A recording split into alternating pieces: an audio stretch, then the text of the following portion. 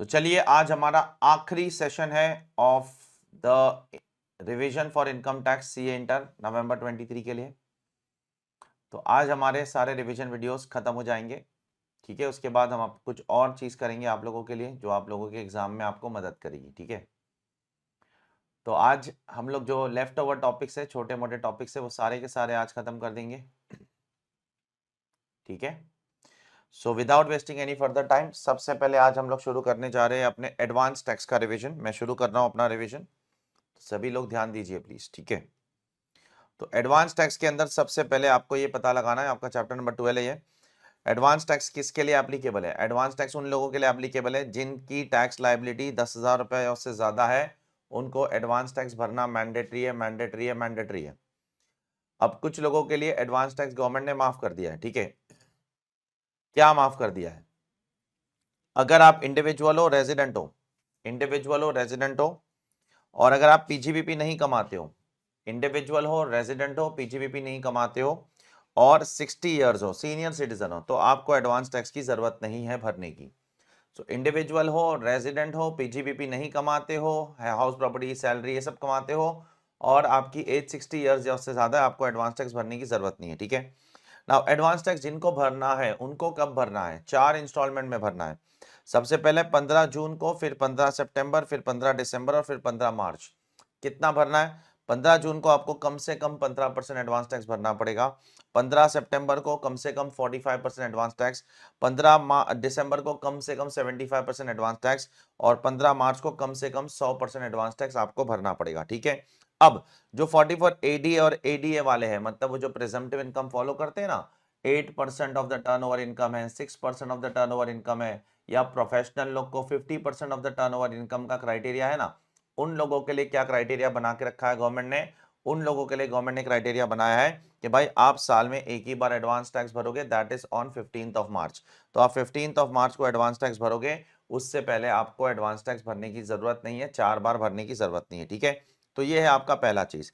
अब अगर आप समय पे एडवांस टैक्स नहीं भरते हो एक्सेट्रा, तो आपके ऊपर कुछ इंटरेस्ट लगाती है गवर्नमेंट। तो 3 किस्म के इंटरेस्ट लगाती है गवर्नमेंट, एक है 234A का, एक है 234B का, एक है 234C का। देखो, जब भी कोई इंटरेस्ट आप निकालोगे ना, तो आपको अपने आप से कुछ सवाल पूछने पड़ेंगे। पहला सवाल, इंटरेस्ट क्यों लग रहा है? दूसरा सवाल, इंटरेस्ट अगर लग रहा है तो क्या रेट पे लग रहा है? तीसरा सवाल, इंटरेस्ट अगर लग रहा है तो कितने पीरियड के लिए लग रहा है? चौथा सवाल, अगर इंटरेस्ट लग रहा है तो किस अमाउंट पे लग रहा है? ये कुछ सवाल आपको अपने आप से पूछने पड़ेंगे। तो सबसे पहला सवाल आपको क्या पूछना है? इंटरेस्ट क्यों लग रहा है।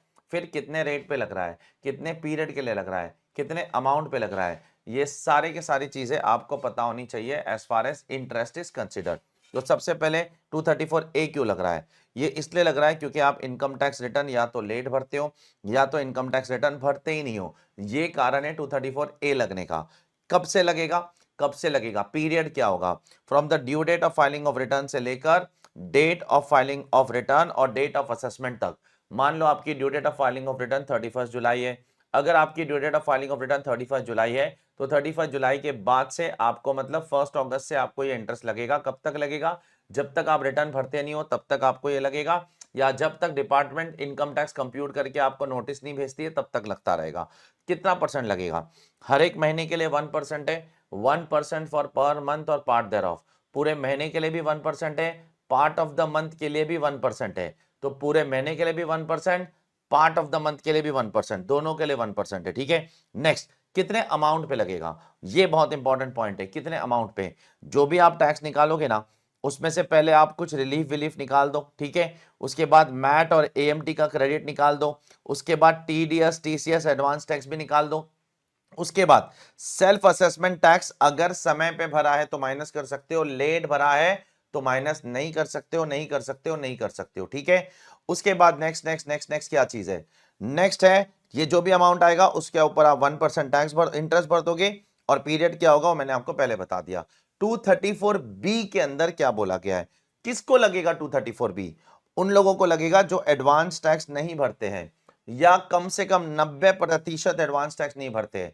अगर आप 90% भी एडवांस टैक्स भर दोगे ना, तो 234B से आप बच जाओगे। मान लो आपका टोटल टैक्स आ रहा है 10 लाख रुपया, अगर आपने 90% 9 लाख रुपया भी भर दिया ना तो आप 234B के इंटरेस्ट से भर जाओगे। लेकिन अगर आपने 9 लाख रुपए से कम भरा, टोटल टैक्स 10 लाख है, आप भर रहे हो सिर्फ 6 लाख, 7 लाख, 8 लाख, 90% से कम भर रहे हो, तो 234B आके सामने आपके खड़ा हो जाएगा और बोलेगा कि भाई चलो भरो क्या इंटरेस्ट। ये कब से लगता है पीरियड? ये आपको 1 अप्रैल से लगेगा till the date of assessment. Assessment मतलब जब डिपार्टमेंट आपका टैक्स निकालती है। 1 अप्रैल कैसे काउंट करोगे? आपके एग्जाम के लिए फाइनेंशियल ईयर 22-23 कवर्ड है, प्रीवियस ईयर 22-23 है, assessment year 23-24।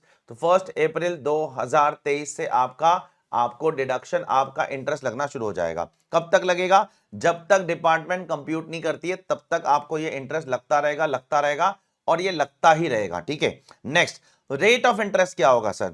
Rate of interest will be 1% per month और पार्ट देयरऑफ। जैसे लेफ्ट हैंड साइड पे था वैसा ही रेट ऑफ इंटरेस्ट है, कुछ भी अलग नहीं है, इट इज एग्जैक्टली सेम। जैसे लेफ्ट हैंड साइड पे रेट ऑफ इंटरेस्ट था वही रेट ऑफ इंटरेस्ट आपको राइट हैंड साइड पे भी लग रहा है। ठीक है, next next next next next आपको इंटरेस्ट कितने अमाउंट पे लगेगा वो भी तो जरूरी है, वो भी एग्जैक्टली लेफ्ट हैंड साइड जैसा ही है। आप टैक्स निकालो, उसमें से रिलीफ निकालो, उसमें से मैट एएमटी का क्रेडिट ले लो। मैट तो आपको पता नहीं है बट एएमटी आपके सिलेबस में, मैट आपके सी एंटर सिलेबस में नहीं है। उसके बाद टीडीएस टीसीएस एडवांस टैक्स को भी माइनस कर दो। ये सब करने के बाद जो भी बचता है, बस यहां से एक चीज माइनस मत करना जो लेफ्ट हैंड साइड में माइनस होती थी। ऐसे टैक्स यहां से माइनस होता है, यहां से ऐसे टैक्स माइनस नहीं होता है। ऐसे का फुल फॉर्म है सेल्फ असेसमेंट टैक्स को आप 234B में माइनस नहीं करोगे। मैंने आपको पहले ही बोला है भाई, आपको इंटरेस्ट निकालने के लिए 4 चीज चाहिए जीवन में। एक तो अमाउंट चाहिए, एक पीरियड चाहिए, एक रेट चाहिए और एक कारण चाहिए कि भाई इंटरेस्ट क्यों लग रहा है। ठीक है, हम लोग अभी अमाउंट ढूंढ रहे हैं। ठीक है, तीसरी चीज 234C क्या है? 234C कब लगता है? 234C तब लगता है जब आप एडवांस टैक्स समय पे नहीं भरते हो। आपको एडवांस टैक्स कब भरना है? 15 जून को भरना है, 15 सितंबर को भरना है, 15 दिसंबर को भरना है, 15 मार्च को भरना है। 4 क्वार्टर में आपको एडवांस टैक्स भरना है। अगर आप एडवांस टैक्स समय पे नहीं भरते हो तो 234C का इंटरेस्ट लगेगा आपको। कितना लगेगा? अगर आपने 15 जून तक 12% तक का टैक्स नहीं भरा, 12% भर दोगे तो बच जाओगे, पहले क्वार्टर में बच जाओगे। लेकिन अगर आपने 15 जून तक 12% टैक्स भी नहीं भरा तो आपको फिर इंटरेस्ट लगेगा। उसके बाद 15 सितंबर तक आपको कम से कम 36% टैक्स भर देना है। टोटल टैक्स का 36% भर दोगे तो बच जाओगे। उसके बाद 15 दिसंबर तक आपको कम से कम 75% टैक्स भरना है तो बच जाओगे। और 15 मार्च तक आपको कम से कम 100% टैक्स भरना है। कम से कम क्या होता है? पूरा ही भरना है, पूरा 100% टैक्स भरना है तो बच जाओगे। सर अगर मैंने 15 जून तक 12% नहीं भरा तो गवर्नमेंट इंटरेस्ट लगाएगी? यस, इंटरेस्ट लगाएगी। कितना इंटरेस्ट लगाएगी जरा देखना। इंटरेस्ट लगाएगी गवर्नमेंट हर एक क्वार्टर के लिए डायरेक्टली 3 महीने का इंटरेस्ट लगा देगी। ठीक है, कितना? 1% पर मंथ। मिसाल के तौर पर 15 जून आपकी डेट है, 15 जून को आपने नहीं भरा एडवांस टैक्स, 16 जून को भरा, एक दिन भी डिले किया ना, गवर्नमेंट आप पे 3 महीने का इंटरेस्ट लगा देगी 1% के हिसाब से। ठीक है, उसके बाद सितंबर 15 की तारीख है आपकी, आपको कितना भरना है? आपको 36% भरना है। आपने नहीं भरा 36%, 35% भर दिया तो गवर्नमेंट आप पे इंटरेस्ट लगा देगी 3 महीने के लिए डायरेक्टली। उसके बाद 15 दिसंबर का क्वार्टर आया, आपको कितना इंटरेस्ट भरना है? आपको 75% टैक्स भर देना है 15 दिसंबर तक। आपने नहीं भरा 75% तो 16 दिसंबर को गवर्नमेंट आपके ऊपर 3 महीने का इंटरेस्ट डायरेक्टली लगा देगी। तो डायरेक्टली 3 महीने का इंटरेस्ट लगाती है। अच्छा, लास्ट क्वार्टर मार्च क्वार्टर में अगर आपने नहीं भरा तो मार्च क्वार्टर में अगर आपने 15 मार्च तक नहीं भरा 100%, आपने 16 मार्च को भरा, 20 मार्च को भरा, 25 मार्च को भरा या भरा ही नहीं, तो आपके ऊपर फिर उस समय पे लास्ट क्वार्टर में सिर्फ एक ही महीने का इंटरेस्ट लगता है। ये चीज दिमाग में रखना, लास्ट क्वार्टर में सिर्फ एक महीने का इंटरेस्ट लगता है, 3 महीने का नहीं। तो इसलिए यहां पर लिखा हूं पहले 3 क्वार्टर में आपको 3 महीने का इंटरेस्ट लगेगा और आखिरी क्वार्टर में आपको सिर्फ 1 महीने का इंटरेस्ट लगेगा। ठीक है, now next next next next next amount on which interest is calculated. Interest किस पे निकालते हो? देखो, जो भी आपका टैक्स आता है वो निकाल लो, उसमें से कुछ रिलीफ विलीफ है वो निकाल दो, एएमटी ऑल्टरनेट मिनिमम टैक्स का क्रेडिट है वो माइनस कर दो, टीडीएस टीसीएस है वो माइनस कर दो। यहां पर आपको एडवांस टैक्स माइनस नहीं करना है जो आप यहां करते थे माइनस, और यहां पर आपको ऐसे टैक्स भी माइनस नहीं करना है जो आप यहां करते थे। तो जैसे जैसे आप एक एक स्टेप आगे बढ़ोगे ना, 234A से बी में जाओगे, बी से सी में जाओगे, एक एक आइटम कम होगा। इधर से सब माइनस करने का, सेकेंड वाले में से ऐसे टैक्स छोड़ के सब माइनस करने का, थर्ड वाले में एडवांस टैक्स और ऐसे टैक्स ये दोनों छोड़कर बाकी सब माइनस करने का। इस तरीके से आप 234 ABC का कैलकुलेशन करोगे। इतना ज्यादा इंपॉर्टेंट नहीं है सीए एंटर के अंदर ये सारी चीजें। ठीक है, नाउ 234C के अंदर एक प्रोवाइजो डाला है। प्रोवाइजो का मतलब क्या होता है, मैंने आपको क्लास में बताया था। प्रोवाइजो का मतलब होता है एक्सेप्शन, एक्सेप्शन और एक्सेप्शन, ठीक है। अब क्या एक्सेप्शन डाला है, कुछ लोगों के लिए बोला है, आप लोगों के लिए 234C एप्लीकेबल है। वो क्वार्टरली टैक्स भरने की आपको जरूरत नहीं है कि पहले क्वार्टर में 15%, फिर दूसरे क्वार्टर में 45%, तीसरे क्वार्टर में 75%, चौथे क्वार्टर में 100%। कुछ लोगों को गवर्नमेंट ने ये माफ कर दिया, माफ कर दिया, माफ कर दिया है। अब वो खुश नसीब लोग कौन है, चलो देखते। सबसे पहले जो कैपिटल गेन कमाता है वो खुश नसीब है। उसके बाद जो लॉटरी वॉटरी ये सब फालतू इनकम कमाता है वो लोगों को गवर्नमेंट ने माफ कर दिया है। उसके बाद जो प्रॉफिट्स एंड गेन्स कमाता है, बिजनेस से पैसा कमाता है और उसका पहला साल है, पहला साल बिजनेस का पहला साल है, उनको भी माफ कर दिया है। और जो डिविडेंड इनकम कमाता है अदर देन 222E, 222E में कौन सा डिविडेंड आता है याद करो, जब एक कंपनी अपने शेयर होल्डर को लोन देती है, लोन देती है तो उसको क्या बोलती है गवर्नमेंट। अगर एक कंपनी अपने शेयर होल्डर को, जिसका कंपनी के अंदर 10% स्टेक है, मैं कंपनी हूं, आप शेयर होल्डर हो, आपका मेरी कंपनी में 10% स्टेक है, 10% शेयर होल्डिंग है, तो मैं अगर आपको लोन दूंगा तो वो डीम डिविडेंड माना जाता है। उस वाले डिविडेंड को छोड़कर बाकी कोई भी डिविडेंड पे 234C नहीं लगेगा। आपको बस इतना करना है, क्वार्टरली नहीं लगेगा। आप सपोज अगर दिसंबर में कमा रहे हो, ठीक है, दिसंबर में आपने कैपिटल गेन्स कमाया, या दिसंबर में आपने विनिंग फ्रॉम लॉटरी कमाया, या जनवरी में आपने प्रॉफिट्स एंड गेन्स पहली बार कमाया, या आपने डिविडेंड इनकम कमाया फरवरी या मार्च के अंदर, तो आपको हर क्वार्टर का एडवांस टैक्स नहीं देना है। डायरेक्टली जब कमाओगे तभी आप पूरा टैक्स भर दो, ठीक है। सर दिसंबर में कमाया तो फिर दिसंबर के बाद पूरा टैक्स भर देना, जनवरी में कमाया तो जनवरी के बाद पूरा टैक्स भर देना। हर क्वार्टर का आपको इंटरेस्ट देने की जरूरत नहीं है, नहीं है, नहीं है। नेक्स्ट यहां पर कुछ फी के बारे में बात कर लेते हैं हम लोग। कुछ फीस है यहां पर जो कवर्ड है 234E। ये क्या बोलता है, अगर आप टीडीएस और टीसीएस का रिटर्न्स नहीं भरते हो, मैंने आपको बताया था कि टीडीएस और टीसीएस का आपको रिटर्न्स भरना है। अगर नहीं भरते हो, कब भरना होता है उसका जुलाई में भरना होता है, उसका भी क्वार्टरली रिटर्न्स भरना होता है। टीडीएस और टीसीएस के चैप्टर में जाकर देखना। अगर आपने टीडीएस और टीसीएस के रिटर्न समय पे नहीं भरे तो आपको 200 रुपया पर डे की क्या लग जाएगी, फाइलिंग फी लग जाएगी। उसके बगैर अब आप फाइल नहीं कर पाओगे, तो 200 रुपया पर डे के हिसाब से आपको फी भरनी है।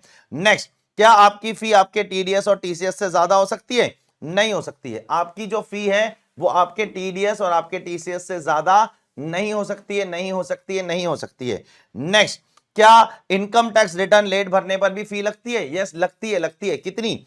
5,000 रुपए की लेट फी लगेगी अगर आप इनकम टैक्स रिटर्न समय पे नहीं भरते हो। अच्छा, अगर आप छोटे एसएससी हो, टोटल इनकम 5 लाख रुपए तक है, तो उस केस में आपको 1,000 रुपए की फी लगेगी, 5,000 रुपए की फी नहीं लगेगी, डोंट वरी। उसके बाद गवर्नमेंट ने सबको बोला है कि हर एक इंसान को अपना आधार और पैन को क्या कर देना है, इनकम टैक्स की वेबसाइट पे जाके लिंक कर देना है। आधार और पैन को लिंक कर देना है। कब तक करना है? गवर्नमेंट ने लास्ट डेट बोला था 31 मार्च 2022। जिसने 31 मार्च 2022 तक अपने आधार और पैन को लिंक नहीं किया, उसको गवर्नमेंट थोड़ा सा मौका देती है, बोलती है जून तक कर लो। जून तक कर लोगे तो भी चलेगा, लेकिन जून के बाद करोगे तो 1,000 रुपए का फाइन लगेगा। तो देखो 31 मार्च 2022 तक करोगे तो कोई फाइन नहीं लगेगा। 31 मार्च 2022 से लेकर जून तक कर लोगे तो आपको 500 रुपए का फाइन लगाएगी गवर्नमेंट, और जून के बाद आधार और पैन को लिंक करोगे तो 1,000 रुपीज का आपके ऊपर फाइन लग जाएगा, ठीक है। तो ये है आपका एडवांस टैक्स का एक छोटा चैप्टर। अब आगे बढ़ता हूं मैं अगले चैप्टर की तरफ। टीडीएस वाला चैप्टर तो हमारा ऑलरेडी हमने रिवाइज कर लिया था पिछले सेशन के अंदर। अब अगले चैप्टर की तरफ बढ़ता हूं जो बहुत इंपॉर्टेंट टॉपिक है, और वो है tax rate, tax rate, tax rate. Tax rate में हम लोग को सबसे पहले किसके टैक्स रेट्स देखना है? Individual, HUF, AOP, BOI. Individual HUF को कितना टैक्स लगता है बराबर से देखते हैं। सब बेसिक टैक्स रेट्स है। अप टू 2.5 लाख रुपया नो टैक्स, 2.5 लाख से 5 लाख तक 5%, 5 लाख के ऊपर 10 लाख तक 20%, और 10 लाख के ऊपर 30% टैक्स लग जाएगा। लेकिन अगर आप रेजिडेंट और सीनियर सिटीजन हो, रेजिडेंट और सीनियर सिटीजन मतलब जो रेजिडेंट है और जिसकी उम्र 60 साल या उससे ज्यादा है लेकिन 80 साल से कम है, तो उनके लिए 2.5 लाख तक नहीं 3 लाख तक टैक्स माफ है। 3 लाख तक माफ है। उसके बाद 3 लाख से 5 लाख तक 5%, 5 लाख से 10 लाख तक 20%, और 10 लाख के ऊपर आपको कितना लग जाएगा? 30% टैक्स लग जाएगा। अच्छा, आप सुपर सीनियर सिटीजन हो, मतलब 80 साल या उससे भी ज्यादा आपकी उम्र है और साथ में रेजिडेंट हो।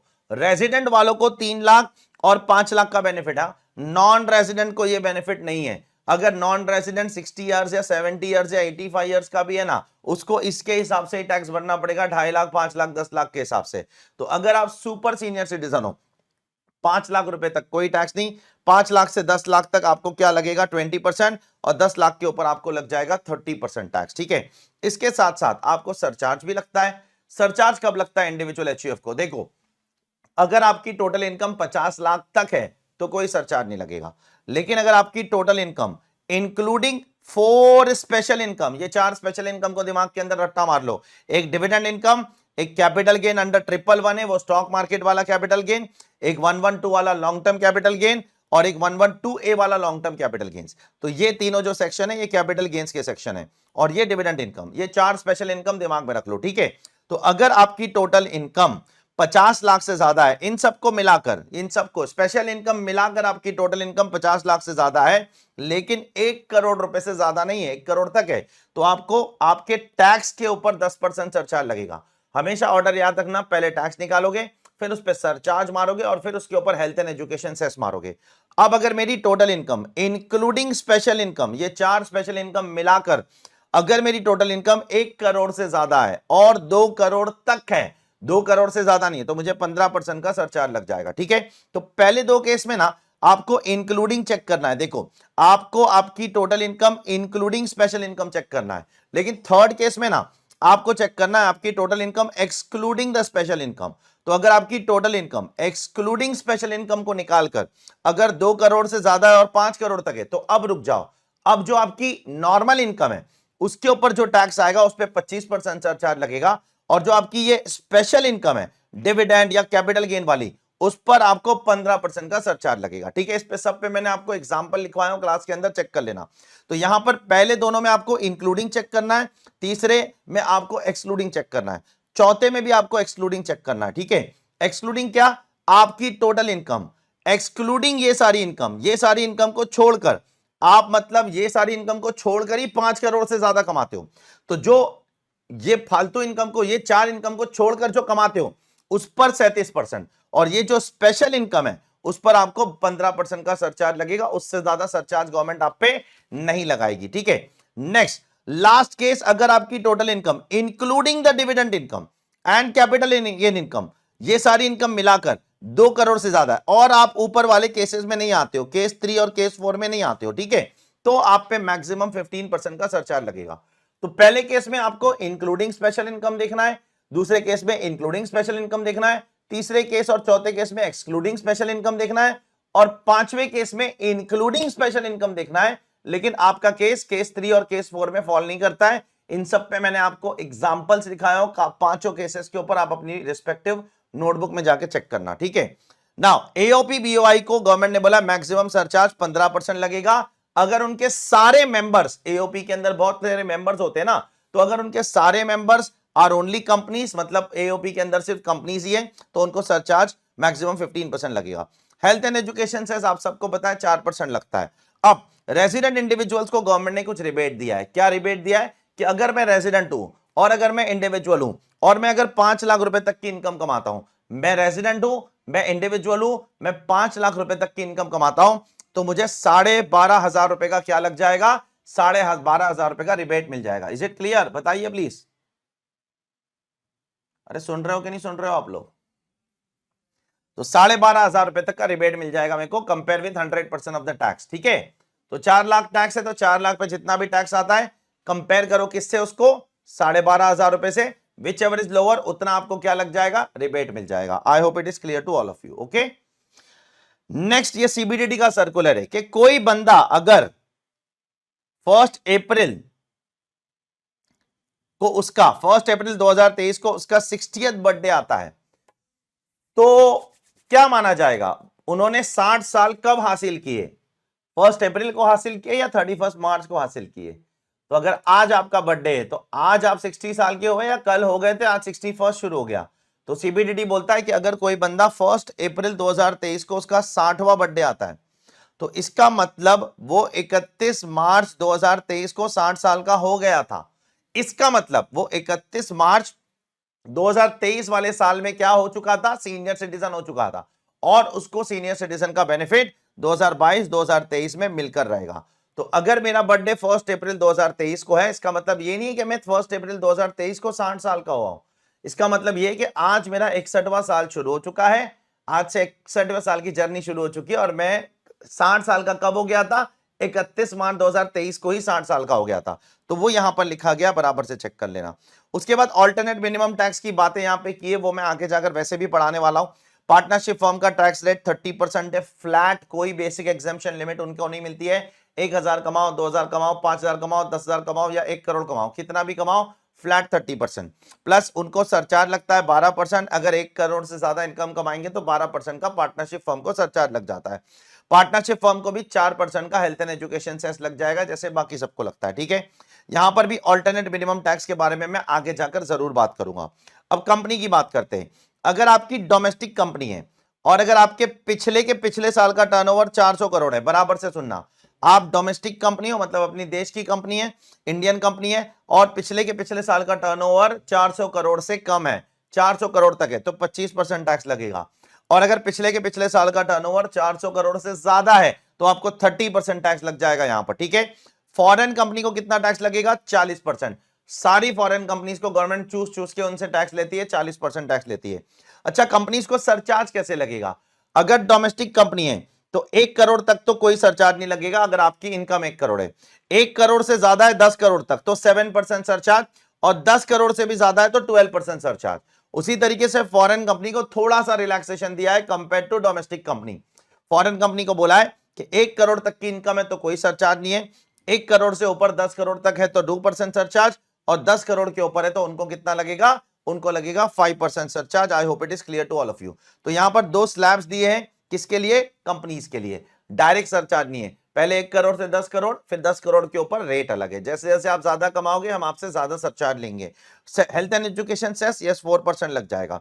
कोऑपरेटिव सोसाइटीज के टैक्स रेट क्या है? कोऑपरेटिव सोसाइटी को जो टैक्स रेट है वो है कि 10,000 तक इनकम कमाएगा तो 10%, 10,000 से ज्यादा 20,000 तक कमाएगा तो 20%, और 20,000 से भी ज्यादा कमाएगा तो 30%।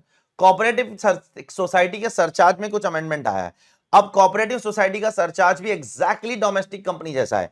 1 करोड़ तक कोई सरचार्ज नहीं लगेगा, 1 करोड़ के ऊपर 10 करोड़ तक 7%, और 10 करोड़ के ऊपर अगर कोऑपरेटिव सोसाइटी कमाती है तो उनको भी लग जाएगा 12% सरचार्ज। एग्जैक्टली डोमेस्टिक कंपनी जैसा सरचार्ज है। उनको भी यहां पर बोला है कि आपको 4% हेल्थ एंड एजुकेशन सेस लग जाएगा, ठीक है। ऑल्टरनेट मिनिमम टैक्स पे मैं थोड़ी देर बाद बात करता हूं। सारे एसएससीज को आपको मार्जिनल रिलीफ का कॉन्सेप्ट देना पड़ेगा। मार्जिनल रिलीफ क्या होता है? मैंने आपको क्लास में बोला था कि बंदा एग्जैक्ट 50 लाख कमाता है, मैंने सम्स भी करवाया हूं बहुत सारे, उसके ऊपर जाकर चेक करना। अगर बंदा एग्जैक्ट, मैं लेकिन एक बार कॉन्सेप्ट समझा देता हूं बोलकर ताकि आपको याद आ जाए। अगर मैं एग्जैक्ट 50 लाख कमाता हूं तो मुझे सरचार्ज नहीं लगता है, क्योंकि 50 लाख के ऊपर सरचार्ज लगता है। तो मैं 50 लाख और 20,000 कमाऊंगा तो क्या मुझे सरचार्ज लगेगा? हाँ लगेगा। तो 20,000 एक्स्ट्रा कमाने की वजह से मुझे काफी ज्यादा सरचार्ज लग जाता है। तो याद है कि आप जितना कमा नहीं रहे हो एक्स्ट्रा, उससे ज्यादा तो आपको एक्स्ट्रा टैक्स आ जाता है, याद है? तो इसलिए गवर्नमेंट आपको मार्जिनल रिलीफ देती है, सबको देती है। तो 50 लाख पे नो सरचार्ज, 50 लाख और 10,000 कमाऊंगा तो 10% सरचार्ज लग जाएगा। तो 10,000 एक्स्ट्रा कमाने के चक्कर में मुझे लाखों रुपए का एक्स्ट्रा टैक्स देना पड़ता है, इसलिए सरकार आपको देती है मार्जिनल रिलीफ का कॉन्सेप्ट, ठीक है। अब लॉटरी वॉटरी पे कितना टैक्स लगता है? Lottery, horse race, casual winnings, इन सब पे फ्लैट 30% टैक्स लग जाएगा आपको। 4% से सरचार्ज भी लग सकता है अगर आपकी टोटल इनकम बहुत ज्यादा है तो लॉटरी पे फ्लैट फ्लैट फ्लैट 30% टैक्स लग जाएगा आपको, फ्लैट 30%, ठीक है। Last but not least, lottery वॉटरी का आपका टीडीएस भी जो कटता है वो 194 बी और 194 बी में कटता है, जाकर चेक कर लेना। उसके बाद यहां पर कैपिटल गेन के टैक्स रेट्स आते हैं, ये मैंने ऑलरेडी रिवीजन में डिस्कस कर लिया है कैपिटल गेन्स के लेक्चर के अंदर, वहां जाकर आप लोग चेक कर लेना, ठीक है। तो इस पर मैं वापस से बात नहीं कर रहा हूं। अब मैं आता हूं एग्रीकल्चर इनकम के टॉपिक की तरफ। Agriculture income is exempt in India, ठीक है, बट क्या ये स्टेट गवर्नमेंट इंपोज कर सकती है? Yes, central government agriculture income को एग्जाम करती है, लेकिन अगर स्टेट गवर्नमेंट चाहे तो उस पर इंपोज कर सकती है। सर एग्रीकल्चर इनकम में क्या क्या आता है?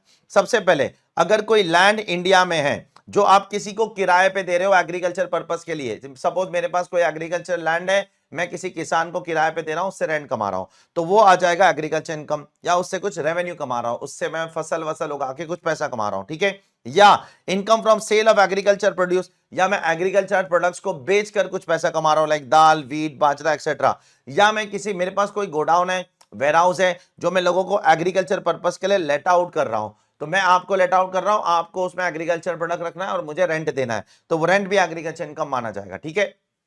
चौथी और आखिरी चीज, नर्सरी से पैसा कमा रहा हूं। सर नर्सरी क्या होता है? वो पेड़ पौधे उगाना, फूल पत्तियां उगाना, उससे पैसा कमा रहे हो तो वो भी एग्रीकल्चर प्रोड्यूस क्या माना जाएगा? एग्रीकल्चर इनकम माना जाएगा। तो ये सारी इनकम क्या क्या?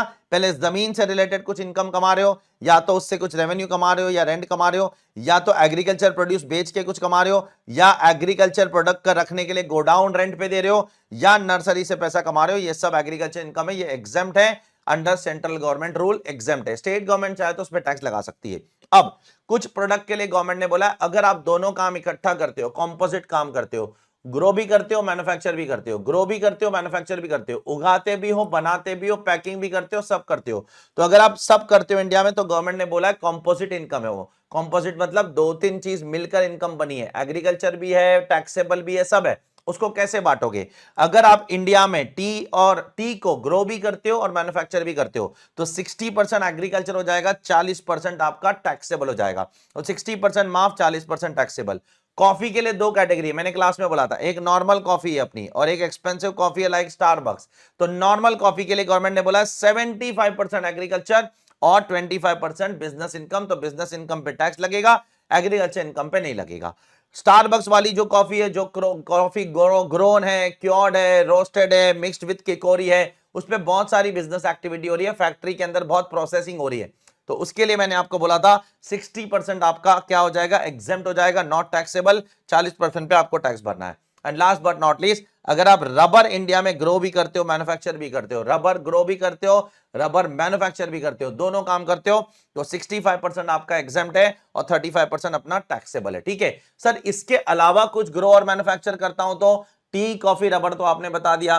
सर मैं शुगर केन ग्रो करता हूं और फिर बाद में वो शुगर केन से शुगर भी बनाता हूं, तो ये भी तो हो सकता है सर। सर और भी तो बहुत, सर मैं टोमेटो ग्रो करता हूं, फिर टोमेटो को मैं अपनी फैक्ट्री में लेके जाके टोमेटो केचप्स बनाता हूं। टमाटर तो देखो आज कितने महंगे हो गए, आज की तारीख में हर जगह चर्चा में चल रहे हैं, बराबर। तो देयरफॉर सर उस केस में क्या करना होगा? देखो उस केस में बहुत सिंपल है। उस केस में गवर्नमेंट क्या बोलती है आपको कि देखो आपने ग्रो कितने में किया, सपोज आपने ग्रो करने के लिए जो खर्चा किया है वो 100 रुपया खर्चा किया है, ठीक है। अच्छा जब ग्रो हो गया, शुगर केन ग्रो करने के लिए 100 रुपया खर्चा हुआ। अच्छा जब ग्रो हो गया तो उसकी एफएमवी कितनी हो गई? सपोज मैंने शुगर केन ग्रो करने में 100 रुपया खर्चा किया, अब शुगर केन उग गए, अब मैं मार्केट में अगर उसको निकलता हूं बेचने फॉर एग्जांपल, तो उसकी एफएमवी कितना है? 150 है। तो गवर्नमेंट बोलती है ये जो 50 रुपया है ना ग्रो करने का खर्चा माइनस जब बेचने जा रहे हो तब एफएमवी कितनी है, तो वो डिफरेंस आपकी एग्रीकल्चर इनकम हो जाएगी। ठीक है, अब ये वाला शुगर केन आप क्या करोगे? फैक्ट्री में भेज दोगे।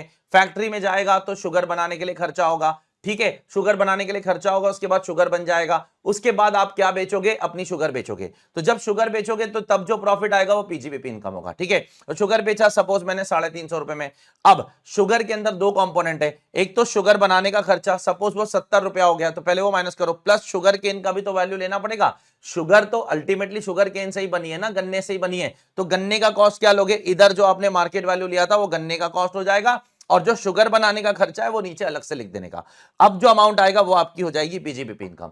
सिमिलरली टोमेटो केचप के लिए भी यही करोगे, जो टोमेटो केचप के लिए टोमेटो उगाने का खर्चा है पहले वो निकालो, फिर जब टोमेटो उग गया उसके बाद उसको ट्रांसफर करने के टाइम जो एफएमवी है वो निकालो, वो डिफरेंशियल अमाउंट जो होगा वो एग्रीकल्चर इनकम। आगे जाकर जब टोमेटो केचप बनाओगे तो दो डिडक्शन मिलेंगे, एक तो टोमेटो उगाने का जो खर्चा है वो आपका एफएमवी है, और जो टोमेटो को प्रोसेस करने का खर्चा है वो आपको अलग से दिया जाएगा, वो माइनस करो आपको पीजीबीपी इनकम आ जाएगी। उसके बाद पार्शियल इंटीग्रेशन का कॉन्सेप्ट बहुत जबरदस्त कॉन्सेप्ट है। क्या होता है सर इसके अंदर गवर्नमेंट आपको इनडायरेक्टली चूना लगा रही है और बोल रही है भाई एग्रीकल्चर इनकम कुछ एग्जाम नहीं है, बेवकूफ मत बनो, ठीक है, बड़े लोगों के लिए एग्जाम नहीं है। तो पार्शियल इंटीग्रेशन किसके लिए एप्लीकेबल है? ये एप्लीकेबल है individual, HUF, AOP, BOI, artificial jurisdictional person. Condition है, पहला कंडीशन ये सब लोग, कंपनी के लिए एप्लीकेबल नहीं है, फर्म के लिए एप्लीकेबल नहीं है, ये इंडिविजुअल एचयूएफ, एओपी, बीओआई इन लोगों के लिए एप्लीकेबल है। ठीक है, सेकंड उनकी एग्रीकल्चर इनकम 5,000 रुपए से ज्यादा होनी चाहिए, और उनकी नॉन एग्रीकल्चर इनकम मतलब जो टैक्सेबल इनकम है, एग्रीकल्चर इनकम को छोड़ के जो टैक्सेबल इनकम है वो 2.5 लाख, 3 लाख या 5 लाख से ज्यादा होनी चाहिए, डिपेंडिंग अपॉन आप कौन हो। आप अगर 60 साल से कम हो तो 2.5 लाख से ज्यादा होना चाहिए, 60 साल से ज्यादा हो तो 3 लाख से ज्यादा होना चाहिए, और 80 साल से ज्यादा हो तो आपका 5 लाख रुपए से ज्यादा इनकम होनी चाहिए। अगर ये आप कंडीशन फुलफिल करते हो तो फिर देखो इनडायरेक्टली आपको एग्रीकल्चर इनकम पे भी टैक्स लग रहा है। Let us try to understand that in this example. क्या मैं एक इंडिविजुअल हूं? हाँ मैं इंडिविजुअल हूं।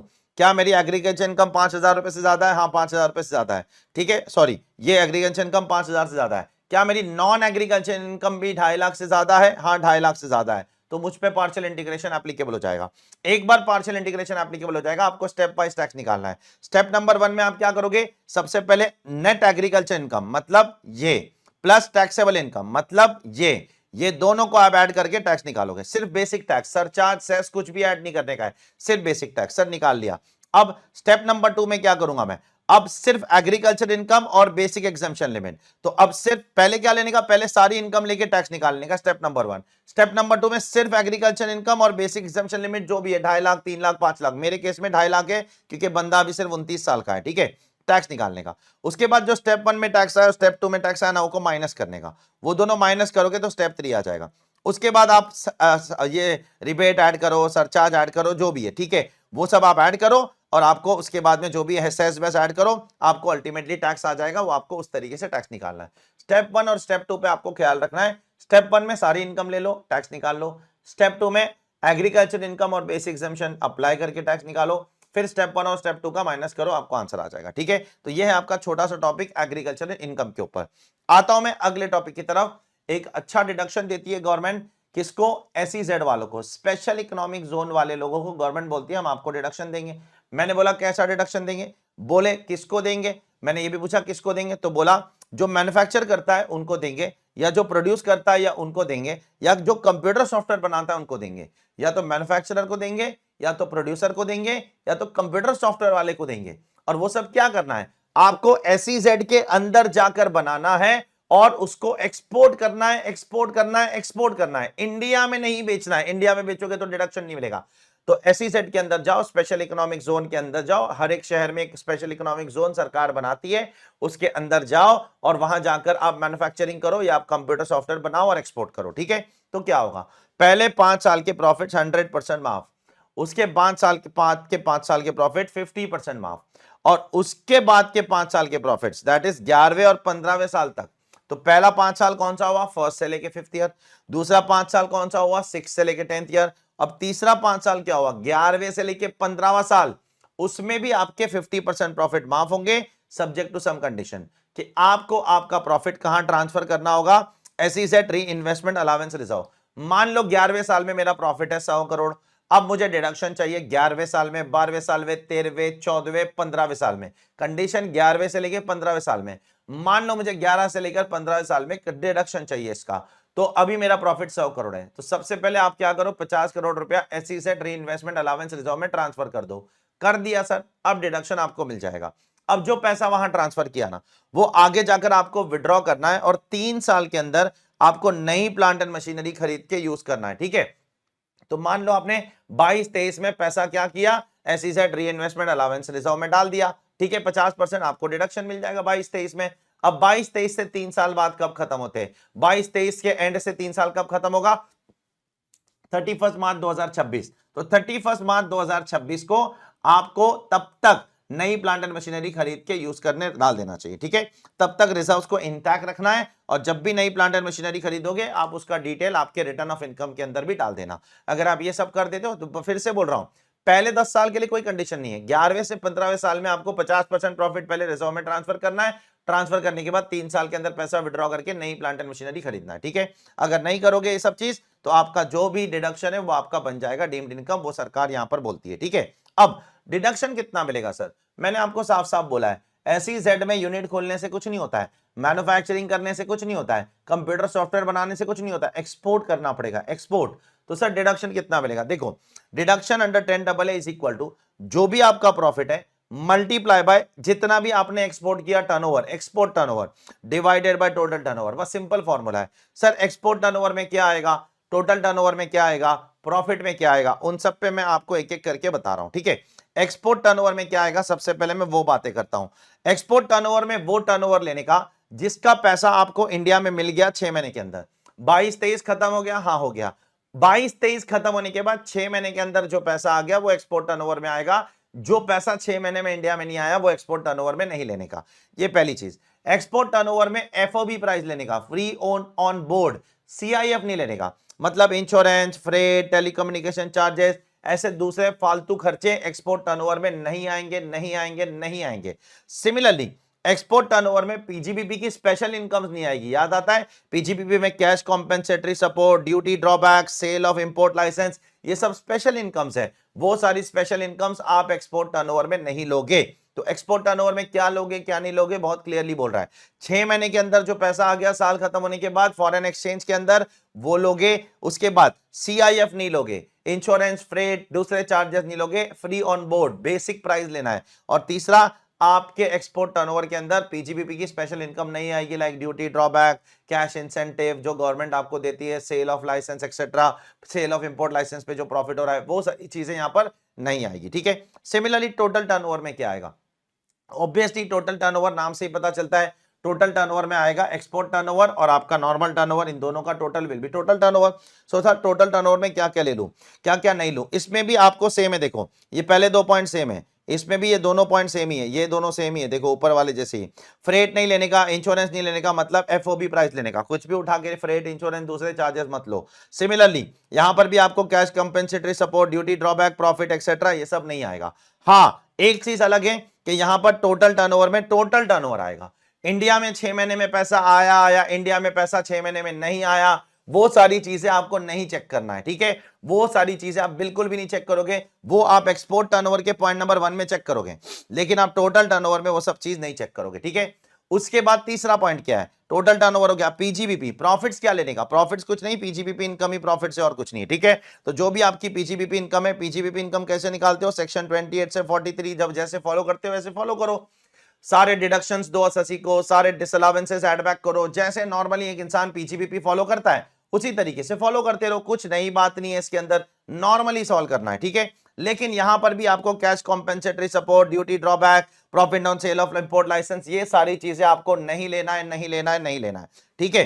अब एक सीबीडीटी का सर्कुलर है जो आपको कुछ बेनिफिट्स देता है। सबसे पहले सर यहां पर सॉफ्टवेयर के बारे में बात किया है। हाँ सर, तो क्या हम लोग क्लाइंट प्लेस पे जाके सॉफ्टवेयर बना सकते हैं क्या? सपोज हमारा क्लाइंट सिंगापुर में सर, तो वहां जाकर सॉफ्टवेयर बनाएंगे तो चलेगा? चलेगा चलेगा चलेगा, कोई दिक्कत नहीं है। ठीक है सर, अगर सॉफ्टवेयर बनाने के लिए किसी को हमने अपने अपने एम्प्लॉयज को डिप्लॉय किया, मतलब अपने एम्प्लॉयज भाड़े पे दिए, किराए पे दिए, तो क्या तब भी हमको डिडक्शन मिलेगा? मिलेगा मिलेगा मिलेगा, चेक करो। मिसाल के तौर पर किसी कंपनी को सॉफ्टवेयर बनाना है, उसके पास एम्प्लॉयज नहीं है, तो मैंने अपने एम्प्लॉयज उनको दिया, उनसे पैसा लिया, तो मैंने अल्टीमेटली क्या किया? सॉफ्टवेयर बनाने के लिए ही अपने लोगों को मदद किया ना, अपने लोगों का यूज किया, देयरफॉर उसका भी आपको डिडक्शन मिल जाएगा। ठीक है सर, अगर मेरा अमेलगमेशन हो जाता है, तो मेरा किसी दूसरी कंपनी से अमेलगमेशन हो जाता है, तो चेंज ऑफ ओनरशिप हो जाएगा, तो क्या सामने वाले को भी बेनिफिट मिलेगा? मिलेगा। अगर आपका चेंज ऑफ ओनरशिप हो जाता है तो सामने वाले को बैलेंस नंबर ऑफ ईयर्स के लिए डिडक्शन मिल जाएगा, कोई दिक्कत वाली बात है ही नहीं। सर अगर मैं अपना यूनिट मुंबई से दिल्ली शिफ्ट करता हूं या दिल्ली से बैंगलोर शिफ्ट करता हूं, तो क्या मुझे डिडक्शन मिलेगा? मैं अपने यूनिट का, मैं एसईजेड यूनिट का रीलोकेशन कर रहा हूं, मुंबई एसईजेड से दिल्ली एसईजेड जा रहा हूं, डिडक्शन मिलेगा? The answer is yes yes yes, मिल जाएगा। ठीक है। अब ये सेक्शन जो है ना, ये खत्म होने वाला था, कभी पता है? 31 मार्च 2020 को खत्म होने वाला था, लेकिन आप सबको पता है क्या घटना घटी थी 31 मार्च 2020 के पहले थोड़े दिन, एक हफ्ते पहले पूरे देश में लॉकडाउन हो गया था। इसलिए गवर्नमेंट ने क्या बोला, जिसने भी 31 मार्च 2020 तक अप्रूवल ले लिया है और वो शुरू नहीं कर पाया एसईजेड में यूनिट, देखो एसईजेड में यूनिट लेने के लिए आपको अप्रूवल लेना पड़ता है, तो आपने अगर एसईजेड के अंदर अप्रूवल ले लिया है लेकिन किसी कारण की वजह से शुरू नहीं कर पाया, वो कारण कोविड ही था, तो आप 31 मार्च 2021 तक भी शुरू करोगे तो भी आपको डिडक्शन मिलेगा, 15 सालों का जो बेनिफिट है वो आपको मिलता रहेगा। I hope it is clear to all of you. ठीक है। अब आते हैं हम लोग ऑल्टरनेट मिनिमम टैक्स के ऊपर। ऑल्टरनेट मिनिमम टैक्स क्या है सर? यहां पर गवर्नमेंट कुछ टैक्स लगाना चाहती है कुछ लोगों के ऊपर जो कुछ डिडक्शंस क्लेम करते हैं, कुछ लोग जो कुछ बड़े बड़े डिडक्शंस क्लेम करते हैं उनके ऊपर गवर्नमेंट किसी किस्म का टैक्स लगाना चाहती है, उतना मिनिमम गवर्नमेंट बोलती है हम आपसे लेकर रहेंगे। तो सर ये प्रोविजन किसके लिए एप्लीकेबल है? सबसे पहले ये प्रोविजन 115 जेसी सेक्शन के लिए एप्लीकेबल है, 115 जेसी के अंदर कवर्ड है और ये सबके लिए एप्लीकेबल है, सिर्फ कंपनीज को छोड़कर। कंपनीज को ये प्रोविजन नहीं लगता है, बाकी इंडिविजुअल को लगता है, एचयूएफ को लगता है, एओपी को लगता है, फर्म को लगता है, एलएलपी को लगता है, सबको लगता है। तो हर एक कंपनी को छोड़कर बाकी सब लोगों को क्या करना पड़ेगा? बाकी सब लोगों को अगर उन्होंने इसमें से कोई एक डिडक्शन क्लेम किया है, चेक कर लो कौन कौन सा। अगर आपको क्वेश्चन के अंदर कहीं पर भी 80 QQ भी दिखता है, 80 RR भी दिखता है या 80 JJAA दिखता है, क्या है सर ये बता रहा हूं, ATQQ भी आपका रॉयल्टी का सेक्शन है, जहां पर आप बुक्स बेचकर रॉयल्टी कमाते हो तो 3 लाख का डिडक्शन। ATRR भी आप कोई पेटेंट डेवलप करते हो, उसको बेचकर रॉयल्टी कमाते हो, ATRR भी 3 लाख का डिडक्शन। ATJJAA जहां पर आप एम्प्लॉइज को हायर करते हो, एम्प्लॉइज को अपनी कंपनी में लेते हो, तो 30% ऑफ द एम्प्लॉय कॉस्ट आपको डिडक्शन मिलता है, ATJJAA। 10AA अभी पढ़ाया, 35AD investment link deduction PGBP के अंदर। तो ये 5 खर्चे अगर क्वेश्चन में दिख गए और क्वेश्चन कंपनी को छोड़कर किसी और पर है, इंडिविजुअल पर है, HUF है, फर्म है, LLP है, कोई भी है, क्योंकि कंपनी के लिए सेक्शन एप्लीकेबल नहीं है, ये 5 खर्चे अगर आपको दिख जाते क्वेश्चन में, और अगर कंपनी को छोड़कर और कोई एसएससी है, तो आपको AMT का टेस्ट करना ही पड़ेगा एग्जाम के अंदर। प्रोविजन मैंने आपको आगे जाकर पास RTPs, पास MTPs एग्जाम पेपर्स में AMT पे बहुत सारे क्वेश्चंस करवाए, आप जाके चेक कर लेना। देयरफॉर आपको क्वेश्चन के अंदर क्या चेक करना है कि आप कंपनी नहीं हो, आप इंडिविजुअल HUF फर्म हो, LLP हो, एक्सेट्रा, और आप इन 5 में से कोई भी एक डिडक्शन क्लेम करते हो, तो फिर आपको टैक्स निकालना है as per the normal provision. वो तो निकालना ही है जैसे नॉर्मली निकालते हो, साथ साथ में 18.5% ऑफ एडजस्टेड टोटल इनकम भी आपके ऊपर लग जाएगा। दोनों में से जो भी हायर है वो टैक्स निकालना पड़ेगा। 2 टैक्स कैलकुलेशन, ये वाला कब करना है, ये वाला तो हर कोई करेगा, लेफ्ट वाला। राइट वाला कब करना है, जब इन 5 में से कोई एक डिडक्शन आप क्लेम करते हो तो राइट वाला क्लेम करना है, ठीक है।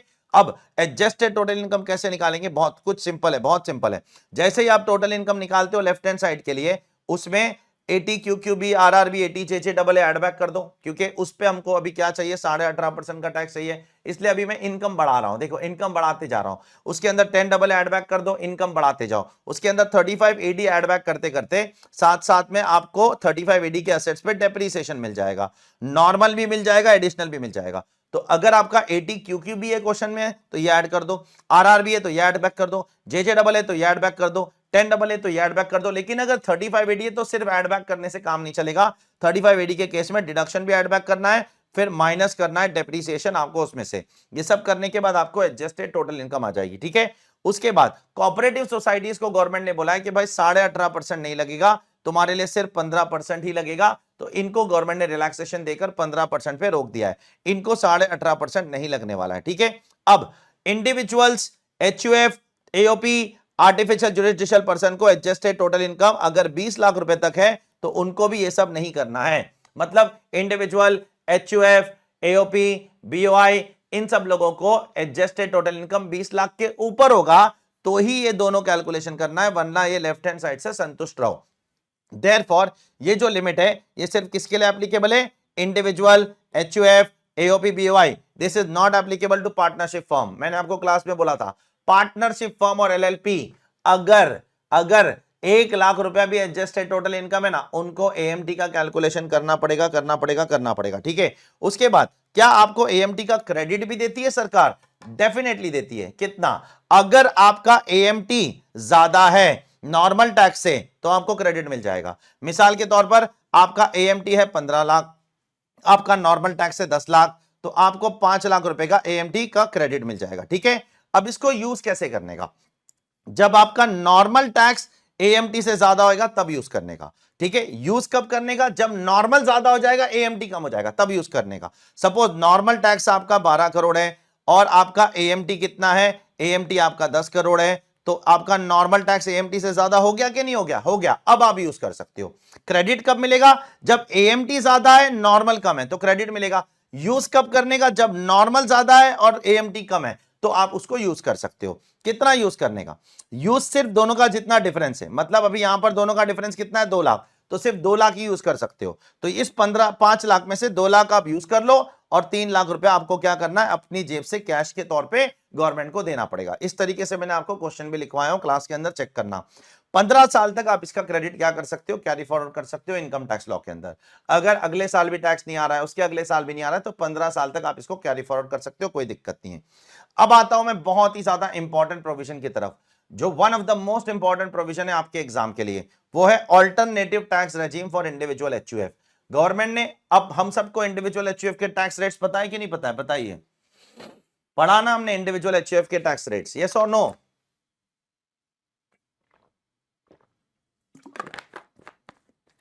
तो वो है नॉर्मल रेजिम ऑफ टैक्स। अब गवर्नमेंट यहां पर आपको कुछ टैक्स रेट में रिलैक्सेशन दे रही है, लेकिन साथ में आपको बहुत सारे बलिदान भी देने हैं जीवन में। क्या क्या बलिदान देने वो सब देखते हैं अभी।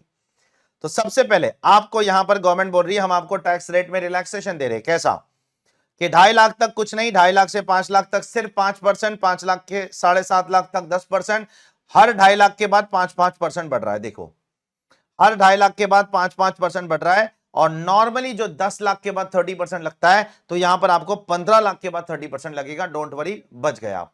15 लाख के बाद 30% नॉर्मल लोगों को कब लगता है, नॉर्मल प्रोविजन में कब लगता है, 10 लाख के ऊपर। यहां 15 लाख तक 30% नहीं लगेगा, 15 लाख से ज्यादा कमाओगे तो 30%। तो रिलैक्सेशन है कि नहीं है। अभी इसके लिए कितनी बलिया चढ़ानी पड़ेगी वो भी देखना जरूरी है। सबसे पहले यहां पर सबके लिए 2.5 लाख लिमिट है। अब आप सीनियर सिटीजन की गुहार मत लगाओ कि मुझे 3 लाख दे दो, मुझे 5 लाख दे दो। सबके लिए 2.5 लाख है, सबके लिए 2.5 लाख, ठीक है। सीनियर सिटीजन हो तो भी 2.5 लाख, नॉन सीनियर सिटीजन हो तो भी 2.5 लाख। उसके बाद यहां पर 87E का रिबेट मिलेगा। हाँ मिलेगा, वो मिलेगा अगर आपकी टोटल इनकम 5 लाख रुपए तक है, तो वो 12,500 रुपए का जो रिबेट सबको मिलता है वो आपको भी मिलेगा, ठीक है। उसके बाद अगर आप कुछ स्पेशल इनकम कमाते हो तो वो स्पेशल रेट पे ही टैक्स होगी। जैसे लॉटरी की कुछ इनकम कमाई तो 30% टैक्स, कैपिटल गेन कमाया तो अलग अलग रेट है, 15% है, कहीं पर 10% है, 1 लाख का एग्जाम्पशन मिलता है, तो वो जो रेट है वो तो लगते रहेंगे आपको, ठीक है। नेक्स्ट, सरचार्ज भी लगेगा अगर आपकी टोटल इनकम कितनी 50 लाख से ज्यादा है, वैसे ही जैसे नॉर्मली सरचार्ज सबको लगता है वैसे ही।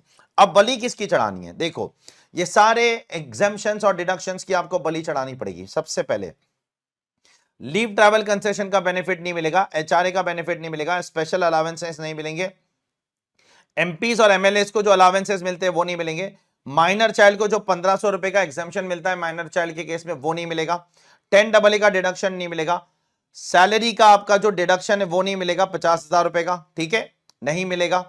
एंटरटेनमेंट अलावेंस का डिडक्शन नहीं मिलेगा, सैलरी का स्टैंडर्ड डिडक्शन है ना वो नहीं मिलेगा। प्रोफेशनल टैक्स का डिडक्शन जो सैलरी वालों को मिलता है वो नहीं मिलेगा। एसओपी घर का इंटरेस्ट 2 लाख रुपए का मिलता है वो नहीं मिलेगा, एसओपी का नहीं मिलेगा, एलओपी का आप ले सकते हो, एसओपी का नहीं मिलेगा। एडिशनल डेप्रिसिएशन नहीं मिलेगा, नॉर्मल डेप्रिसिएशन आप ले सकते हो। साइंटिफिक रिसर्च का 3512 नहीं मिलेगा, 12A नहीं मिलेगा, 13 नहीं मिलेगा, 2AA नहीं मिलेगा।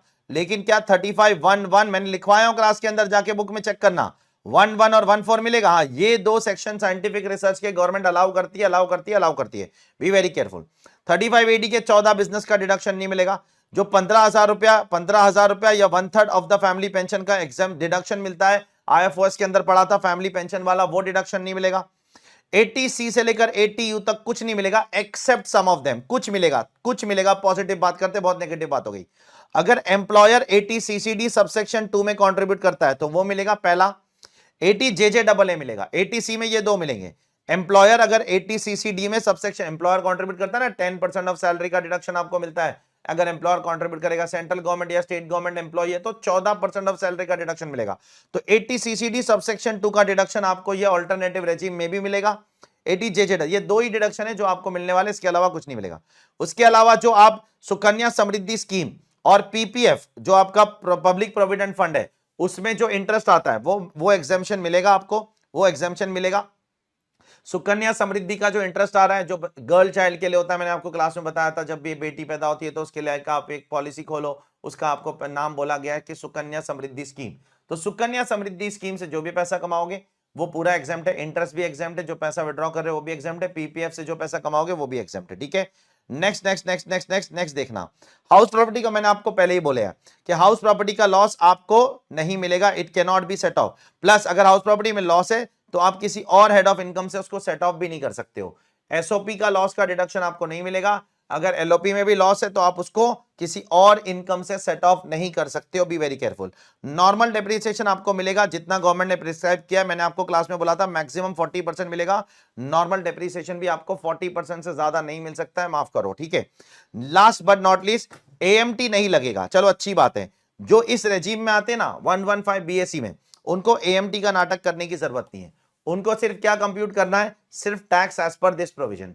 उनको 115 जेसी के अंदर जाके पिछला चैप्टर देखा था ना, 18.5% ऑफ एडजस्टेड टोटल इनकम, वो सब करने की जरूरत नहीं है। तो देखो बराबर से सुनो, अगर आप नॉर्मल टैक्स के लिए जाते हो तो आपको नॉर्मल भी निकालना पड़ेगा, एएमटी भी निकालना पड़ेगा, विच एवर इज हायर। लेकिन अगर आप इस ऑप्शन के लिए आते हो 115 बीएससी ऑप्शन है ना, आना है नहीं आना है बताओ, 115 बीएससी के लिए आते हो तो आपको सिर्फ 115 बीएससी का टैक्स निकालना है, एएमटी निकालने की जरूरत नहीं है। ये एक बड़ा एडवांटेज है टैक्स पेयर के लिए। सर मुझे ये ऑप्शन एक्सरसाइज करना पड़ेगा, यस। अगर आप पीजीबीपी नहीं है तो आपको ये ऑप्शन हर साल एक्सरसाइज करना पड़ेगा, हर साल आपको फॉर्म भर के देना पड़ेगा कि आप इस ऑप्शन में आना चाहते हो। और अगर आपके पास पीजीबीपी इनकम है तो आपको हर साल ये ऑप्शन देने की जरूरत नहीं है। एक बार आपने ये ऑप्शन ऑप्ट कर लिया, अगले साल ये ऑटोमेटिकली आपके लिए एप्लीकेबल हो जाएगा लाइफ टाइम के लिए। सो सर लाइफ टाइम इससे बाहर नहीं निकल सकता हूं? गवर्नमेंट ने बोला है अगर आप पीजीबीपी एसएससी हो तो एक बार आपने ऑप्ट कर लिया, अब लाइफ टाइम इस सेक्शन में आ जाओगे।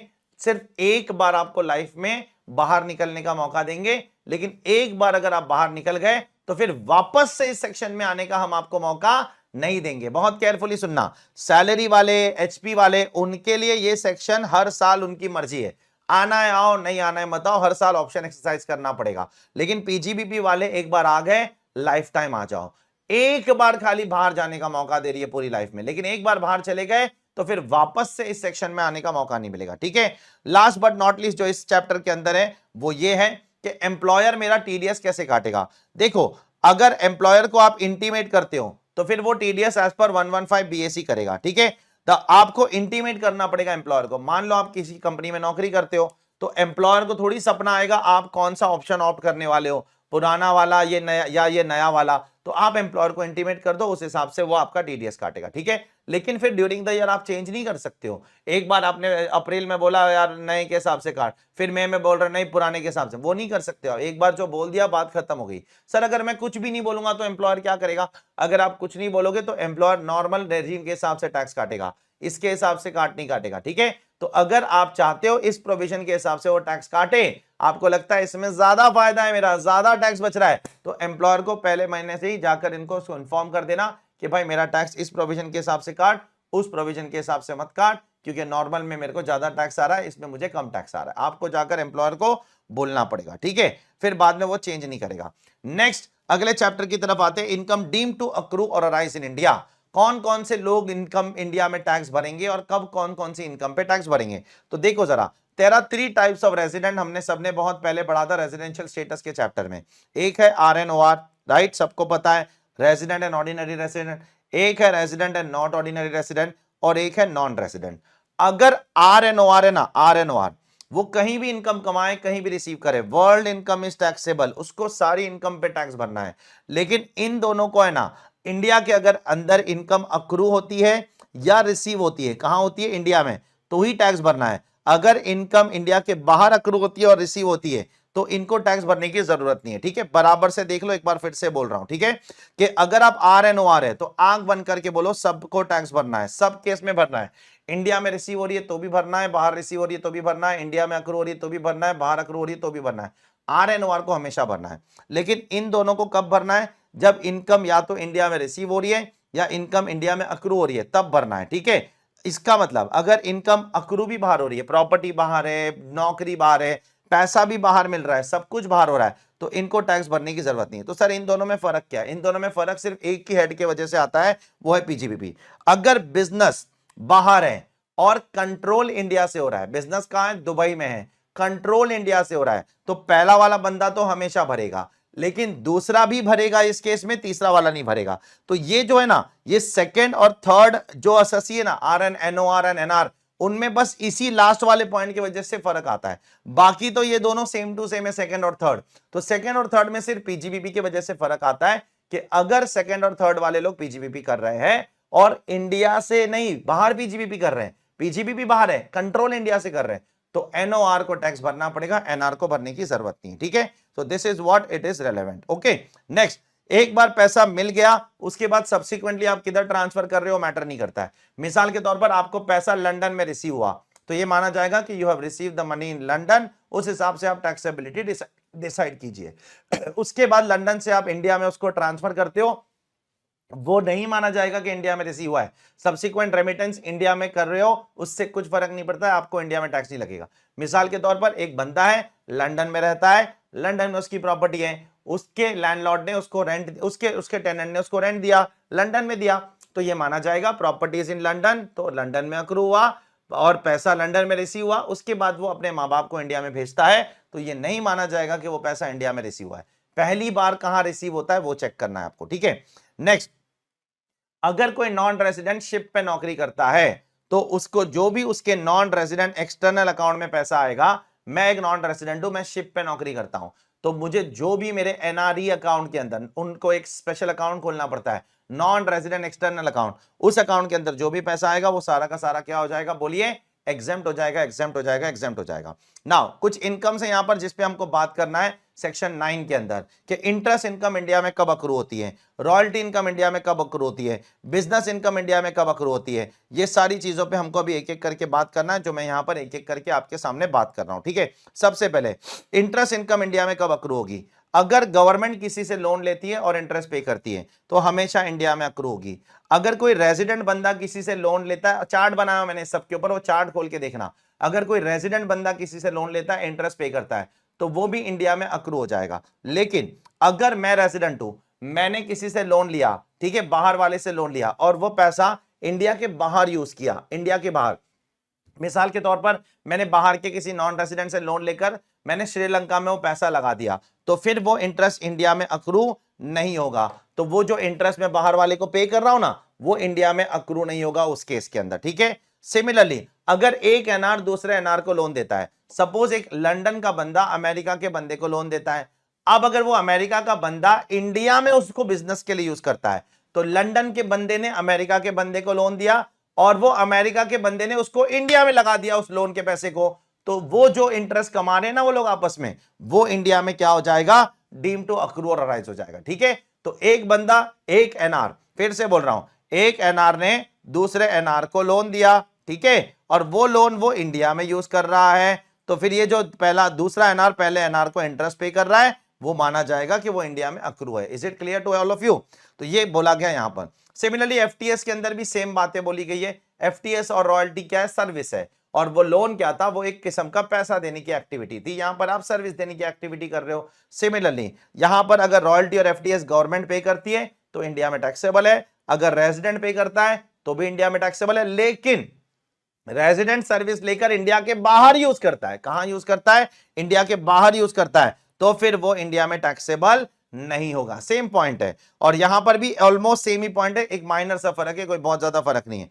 एक एनआर दूसरे एनआर को सर्विस देता है और दूसरा एनआर वो सर्विस इंडिया में बिजनेस के लिए यूज करता है, प्रोफेशन के लिए यूज करता है, या किसी भी पर्पस के लिए इंडिया में यूज करता है, ठीक है। तो ये जो दूसरा एनआर पहले एनआर को रॉयल्टी या एफटीएस दे रहा है, वो इंडिया में क्या हो जाएगा, डीम टू अक्रू और अराइज हो जाएगा, हमेशा याद रखना, ठीक है। प्लस जनरली क्या होता है, किसी नॉन रेजिडेंट को इंडिया में टैक्स करना है ना, तो गवर्नमेंट बोलती है या तो उनका इंडिया में कोई ब्रांच होना चाहिए, कोई ऑफिस होना चाहिए, कोई फैक्ट्री होना चाहिए।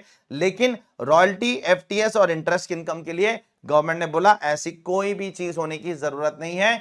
तो अगर कोई नॉन रेजिडेंट इंडिया के लोगों को रॉयल्टी दे रहा है, सर्विस दे रहा है, एफटीएस दे रहा है, लोन दे रहा है, तो उसके लिए ऐसा जरूरी नहीं है कि टैक्स लगाने के लिए इंडिया में ब्रांच होना चाहिए।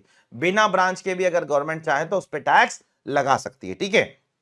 अब बिजनेस इनकम के ऊपर मैंने आपको बहुत ब्यूटीफुल कहानी सुनाया था, मैं कोशिश करता हूं कि रिवीजन वीडियो के अंदर भी मैं वो कहानी पूरी रिपीट कर दूं।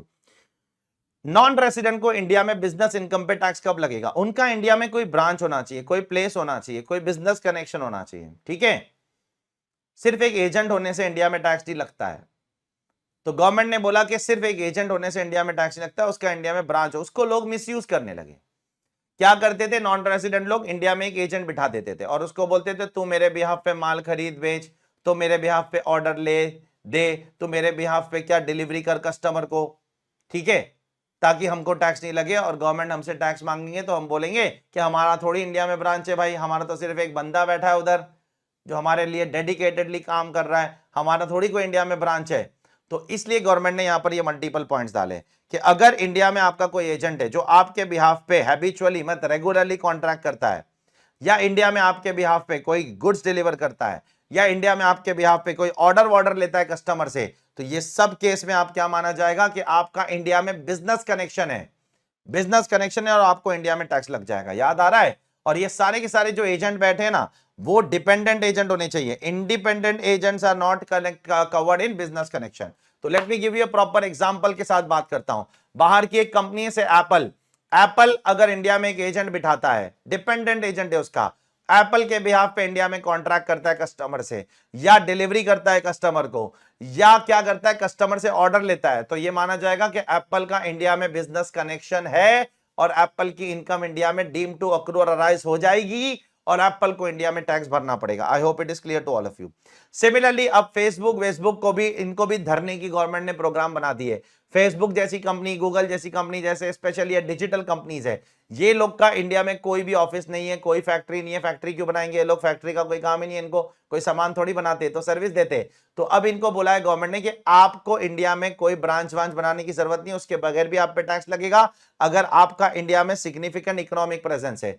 अगर आपका इंडिया में सिग्निफिकेंट इकोनॉमिक प्रेजेंस है तो आपको इंडिया में टैक्स लग जाएगा। सिग्निफिकेंट इकोनॉमिक प्रेजेंस मतलब आपका प्रेजेंस होना चाहिए अच्छा खासा। सर डेफिनेशन तो बताओ। गवर्नमेंट ने डेफिनेशन बता दिया, अगर आपको पूरे साल में 2 करोड़ रुपए से ज्यादा का पेमेंट मिलता है तो ये माना जाएगा आपका सिग्निफिकेंट इकोनॉमिक प्रेजेंस है, या आपके इंडिया में 3 लाख यूजर्स हैं तो ये माना जाएगा आपका सिग्निफिकेंट इकोनॉमिक प्रेजेंस है। तो फेसबुक, गूगल जैसी कंपनी इसमें फंस सकती है। ठीक है, तो ये बोला गया इस पर्टिकुलर केस के अंदर। अब कुछ केसेस के अंदर गवर्नमेंट ने बोला बिजनेस कनेक्शन नहीं होगा, नहीं होगा, नहीं होगा। मैंने पूछा बताओ कौन कौन से केसेस में बिजनेस कनेक्शन नहीं होगा, तो गवर्नमेंट ने सबसे पहले बोला कि अगर कोई बाहर की कंपनी है जिसका सारा ऑपरेशंस इंडिया में नहीं है, इंडिया में सारा ऑपरेशंस नहीं है, पार्ट ऑफ द ऑपरेशंस है, मतलब वो थोड़ा मैन्युफैक्चरिंग यहां करता है, थोड़ा बाहर करता है, तो उसको पूरे इनकम पे इंडिया में टैक्स नहीं लगेगा। ठीक है। दूसरा पॉइंट, अगर कोई बंदा इंडिया आता है, क्या करता है?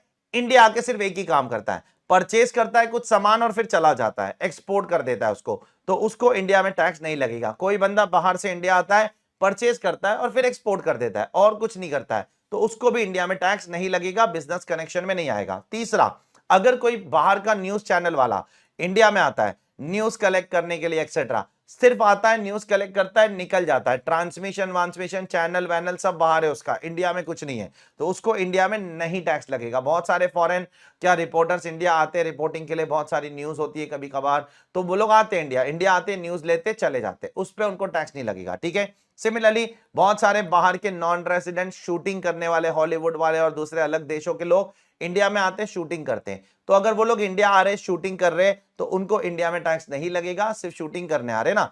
कंडीशन क्या है? उनके सारे के सारे, अगर वो इंडिविजुअल है, वो प्रोड्यूसर इंडिविजुअल है, तो वो इंडिया का सिटीजन नहीं होना मांगता, और अगर वो फर्म है तो उसका कोई भी पार्टनर इंडिया का सिटीजन या इंडिया का रेसिडेंट नहीं होना मांगता है, मतलब सब लोग बाहर के रेसिडेंट, सब लोग बाहर के सिटीजन। और अगर वो कंपनी है तो उसके सारे शेयर होल्डर बाहर के रेसिडेंट और बाहर के सिटीजन होना मांगता, नहीं तो उनको इंडिया में टैक्स लग जाएगा। अगर माफी चाहिए तो सब बाहर वाले होने चाहिए, बस यहां पर आओ, शूटिंग करो, निकल जाओ। ठीक है, बाकी दुनियादारी यहां पर करने मत आओ, यहाँ के सिटीजन मत बन जाओ, यहाँ के रेसिडेंट मत बन जाओ। उसके बाद अगर कोई बाहर की कंपनी, फॉरेन कंपनी अगर मुंबई आती है, मैंने आपको बताया था मुंबई के अंदर एक जगह है बीकेसी बॉम्बे बांद्रा कुर्ला कॉम्प्लेक्स, जिसके अंदर एक जगह है, इसका नाम है भारत डायमंड बोर्स। वहां पर आकर अगर वो अपने डायमंड्स की क्या करते हैं, अपनी एग्जीबिशन करते हैं, अनकट अनपॉलिश डायमंड्स की एग्जीबिशन करते हैं और फिर चले जाते हैं, तो उनको इंडिया में कोई टैक्स नहीं लगेगा। ठीक है, तो यहां पर आपका बिजनेस कनेक्शन का पॉइंट खत्म हो जाता है। अच्छा, हाउस प्रॉपर्टी इनकम और अदर सोर्स इनकम इंडिया में कब अक्रू होगी? हाउस प्रॉपर्टी इनकम और अदर सोर्स इनकम तब अक्रू होगी जब आपकी प्रॉपर्टी इंडिया में होगी। अगर आपकी movable, immovable, tangible, intangible property India में है तो हाउस प्रॉपर्टी इनकम आपकी इंडिया में अक्रू हो जाएगी। अगर आपकी इन्वेस्टमेंट्स इंडिया में है, आपकी एफडी इंडिया के बैंक में है, तो आपकी इंटरेस्ट इनकम भी इंडिया में अक्रू हो जाएगी। सिमिलरली सैलरी कब अक्रू होगी इंडिया में?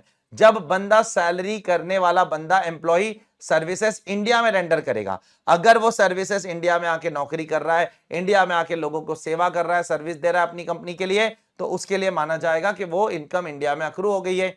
और साथ साथ में फिर छुट्टियों पे अगर वापस वो अपने घर पे जाता है, मिसाल के तौर पर यूके का एक बंदा है, वो इंडिया में नौकरी करता है, तो अगर वो इंडिया में आके नौकरी कर रहा है तो ये माना जाएगा उसकी सर्विसेज इंडिया में अक्रू है, सैलरी इंडिया में अक्रू है, उसको टैक्स भरना पड़ेगा। अब कुछ दिनों के लिए वो वापस यूके जाता है छुट्टियों पे अपने घर वालों से मिलने, तो छुट्टी की भी उसको जो सैलरी मिलती है ना, वो भी इंडिया के पार्ट मानी जाएगी, वो छुट्टी की सैलरी पे भी उसको इंडिया में टैक्स देना पड़ेगा। ठीक है, लेकिन नेक्स्ट वन, अगर गवर्नमेंट ऑफ इंडिया अपने सिटीजन्स को कुछ सैलरी देती है तो इंडिया के बाहर वो भी, मान लो कि भारत सरकार अलग अलग देशों में जो हमारी एम्बेसी है ना, वहां के बैठे हुए लोगों को सैलरी देती है कि नहीं देती है? जरूर देती है। यूएस एम्बेसी, वहां यूएस में जो इंडियन एम्बेसी है वहां देती होगी, यूके में जो इंडियन एम्बेसी है वहां देती होगी, सिंगापुर में जो इंडियन एम्बेसी है वहां देती होगी, तो उनको जो सैलरी दे रही है वो भी इंडिया में डीम टू अक्रू राइज हो जाएगा, उस पर उनको टैक्स भरना है उन सबको। लेकिन उनको भारत सरकार जो अलावेंसेस दे रही है और जो परक्यूजिट्स दे रही है ना, उस पे गवर्नमेंट उन पे टैक्स नहीं लगाएगी। अलावेंसेस और परक्यूजिट्स को गवर्नमेंट ने क्या कर दिया है?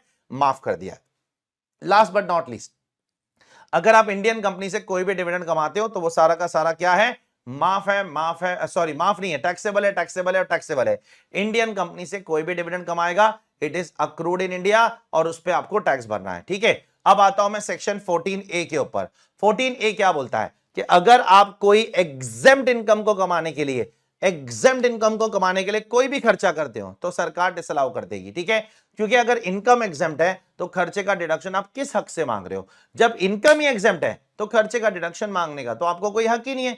तो अगर कोई एग्जेम्प्ट इनकम को कमाने के लिए आप कोई खर्चा करते हो तो वो इनकम टैक्स लॉ के अंदर क्या है, जल्दी बोलिए, डिसअलाउड है। अब कितना डिसअलाउ होगा? अब दो किस्म के खर्चे आप कर सकते हो। पहला, अगर आपने कोई लोन लिया है डायरेक्टली फॉर एग्जेम्प्ट इनकम, मिसाल के तौर पर 10% लोन लिया है आपने बैंक से और बोल रहे हो कि वो लोन से मैं टैक्स फ्री बॉन्ड्स खरीदूंगा, ऐसे बॉन्ड्स खरीदूंगा जिससे टैक्स फ्री इनकम आएगी, तो वो तो आग बंद करके आपको क्या कर देना है, डिसअलाउ कर देना है। और दूसरा वाला जो पॉइंट है वो थोड़ा सा अजीब पॉइंट है। इसमें आपको क्या करना है, लंबा एक्सरसाइज करना है। मैंने आपको बताया था, आपको सबसे पहले इसके अंदर मंथली एवरेजेस लेना है आपके एग्जेम्प्ट इन्वेस्टमेंट का। आपके पास एग्जेम्प्ट इन्वेस्टमेंट का डेटा होगा। एग्जेम्प्ट इन्वेस्टमेंट मतलब ऐसे इन्वेस्टमेंट जिससे आपको एग्जेम्प्ट इनकम आती है। तो जो जो इन्वेस्टमेंट से आपको एग्जेम्प्ट इनकम आती है उनका मंथली डेटा चाहिए। कैसा सर? 1 अप्रैल 30 अप्रैल, 1 मई 31 मई, 1 जून 30 जून, 1 जुलाई 31 जुलाई, 1 अगस्त 31 अगस्त, ऐसे पूरे साल का डेटा चाहिए। उसके बाद क्या करने का सर? 1 अप्रैल 30 अप्रैल डिवाइड बाय 2, मंथली एवरेज आ गया।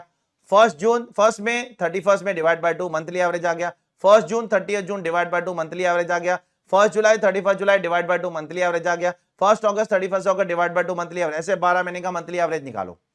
तो पहले हर महीने का आप पहले क्या निकालो, हर महीने का आप पहले मंथली एवरेज निकालो, फिर 12 मंथली एवरेज आ जाएगा, उन सबका टोटल करो, डिवाइड बाय 12, तो आपको एनुअल एवरेज आ जाएगा। एक बार एनुअल एवरेज आ गया उसका 1% ले लो, चेक करो। Not very important for exam, इतना इंपॉर्टेंट नहीं है कॉन्सेप्ट। तो एक बार एनुअल एवरेज आ जाएगा, उसका 1% ले लो, आपको आपका इनकम का कितना डिसअलावेंस करना है वो पता चल जाएगा, ठीक है। उसके बाद गवर्नमेंट ने बोला है कि भाई आपको डिसअलावेंस करना है तो करना है। सपोज आपने लोन ले लिया, इंटरेस्ट पे कर दिया, करंट ईयर में कोई एग्जेम्प्ट इनकम नहीं कमाया, मिसाल के तौर पे आपने लोन ले लिया, ठीक है, और आपने उस पर एक्सपेंडिचर भी इनकर कर दिया, इंटरेस्ट पे कर दिया बैंक को, लेकिन करंट ईयर में कुछ एग्जेम्प्ट इनकम कमाया नहीं। एग्जेम्प्ट इनकम अगले साल में कमाओगे, तो फाइनेंस एक्ट 2022 ने बोल दिया भाई इससे फर्क नहीं पड़ता है, एग्जेम्प्ट इनकम आप करंट ईयर में कमाओ या फ्यूचर ईयर में कमाओ, एग्जेम्प्ट इनकम कमाओगे ना, दैट इज इंपॉर्टेंट, आपका खर्चा डिसअलाउ होगा।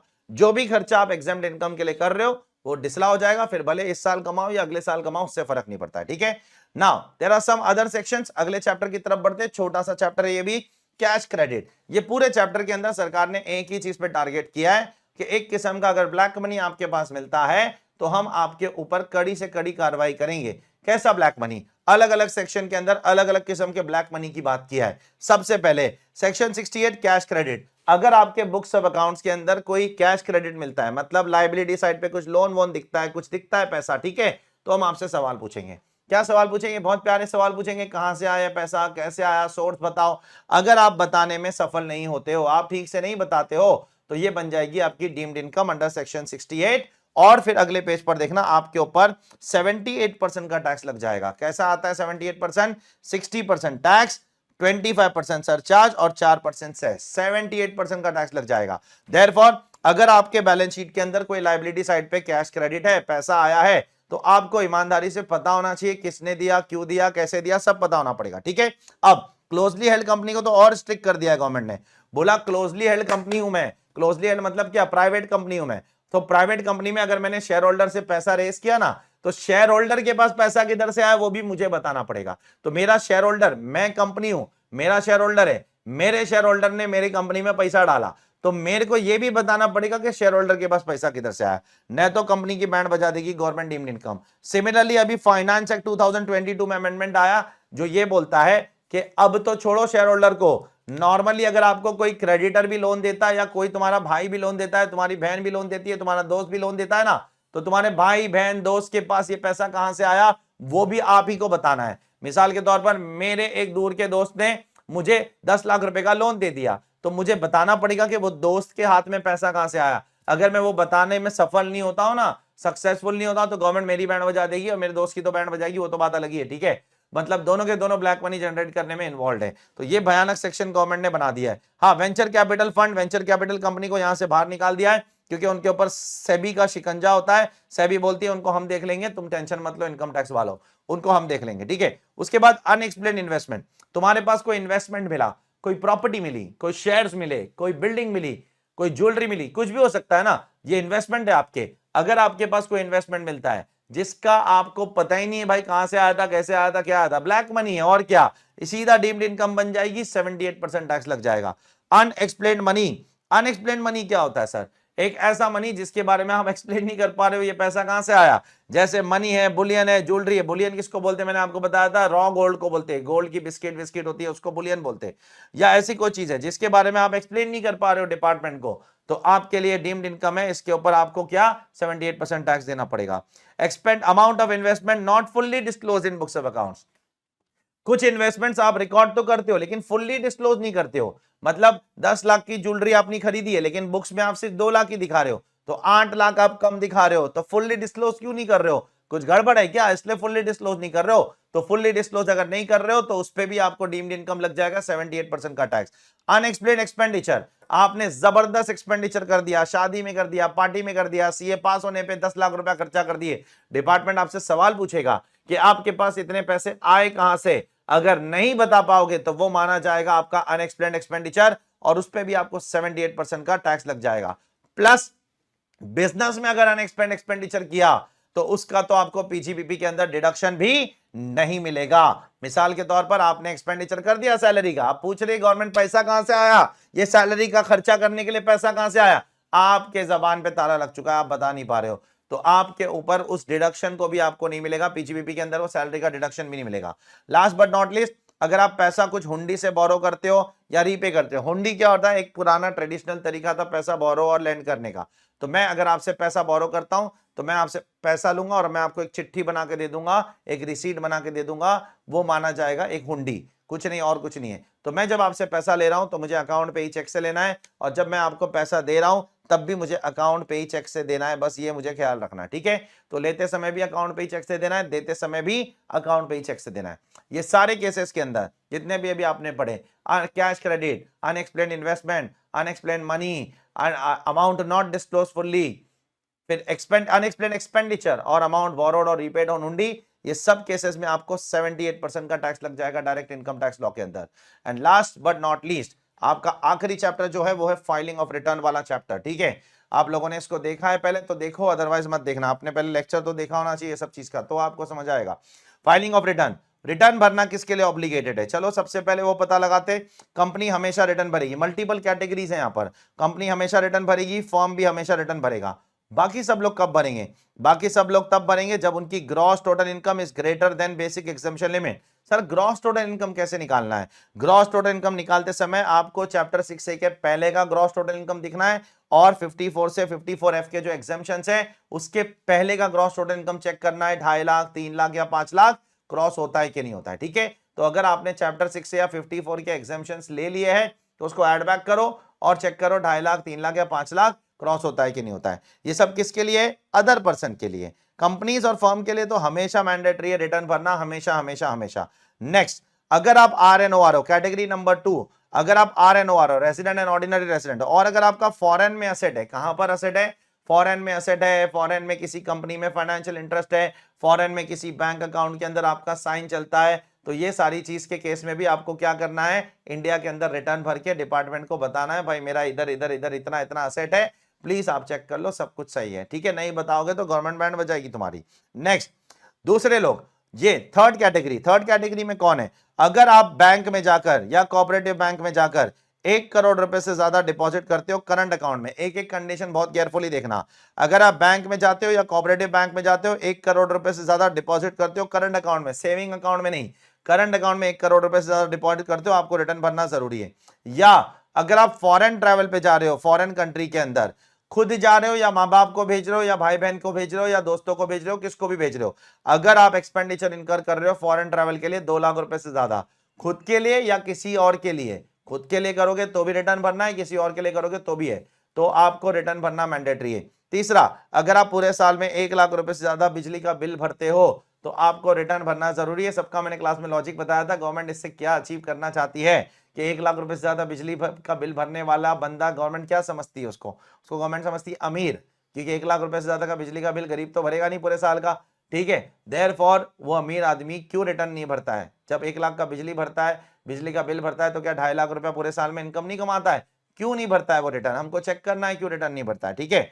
अब चौथा कैटेगरी, अगर कोई बिजनेस कर रहा है और उसका टर्नओवर, सेल्स, ग्रॉस रिसीट, जो भी बोलना है बोलो, अगर वो 60 लाख से ज्यादा है, उसको आईटीआर भरना मैंडेटरी है, मैंडेटरी है, मैंडेटरी है।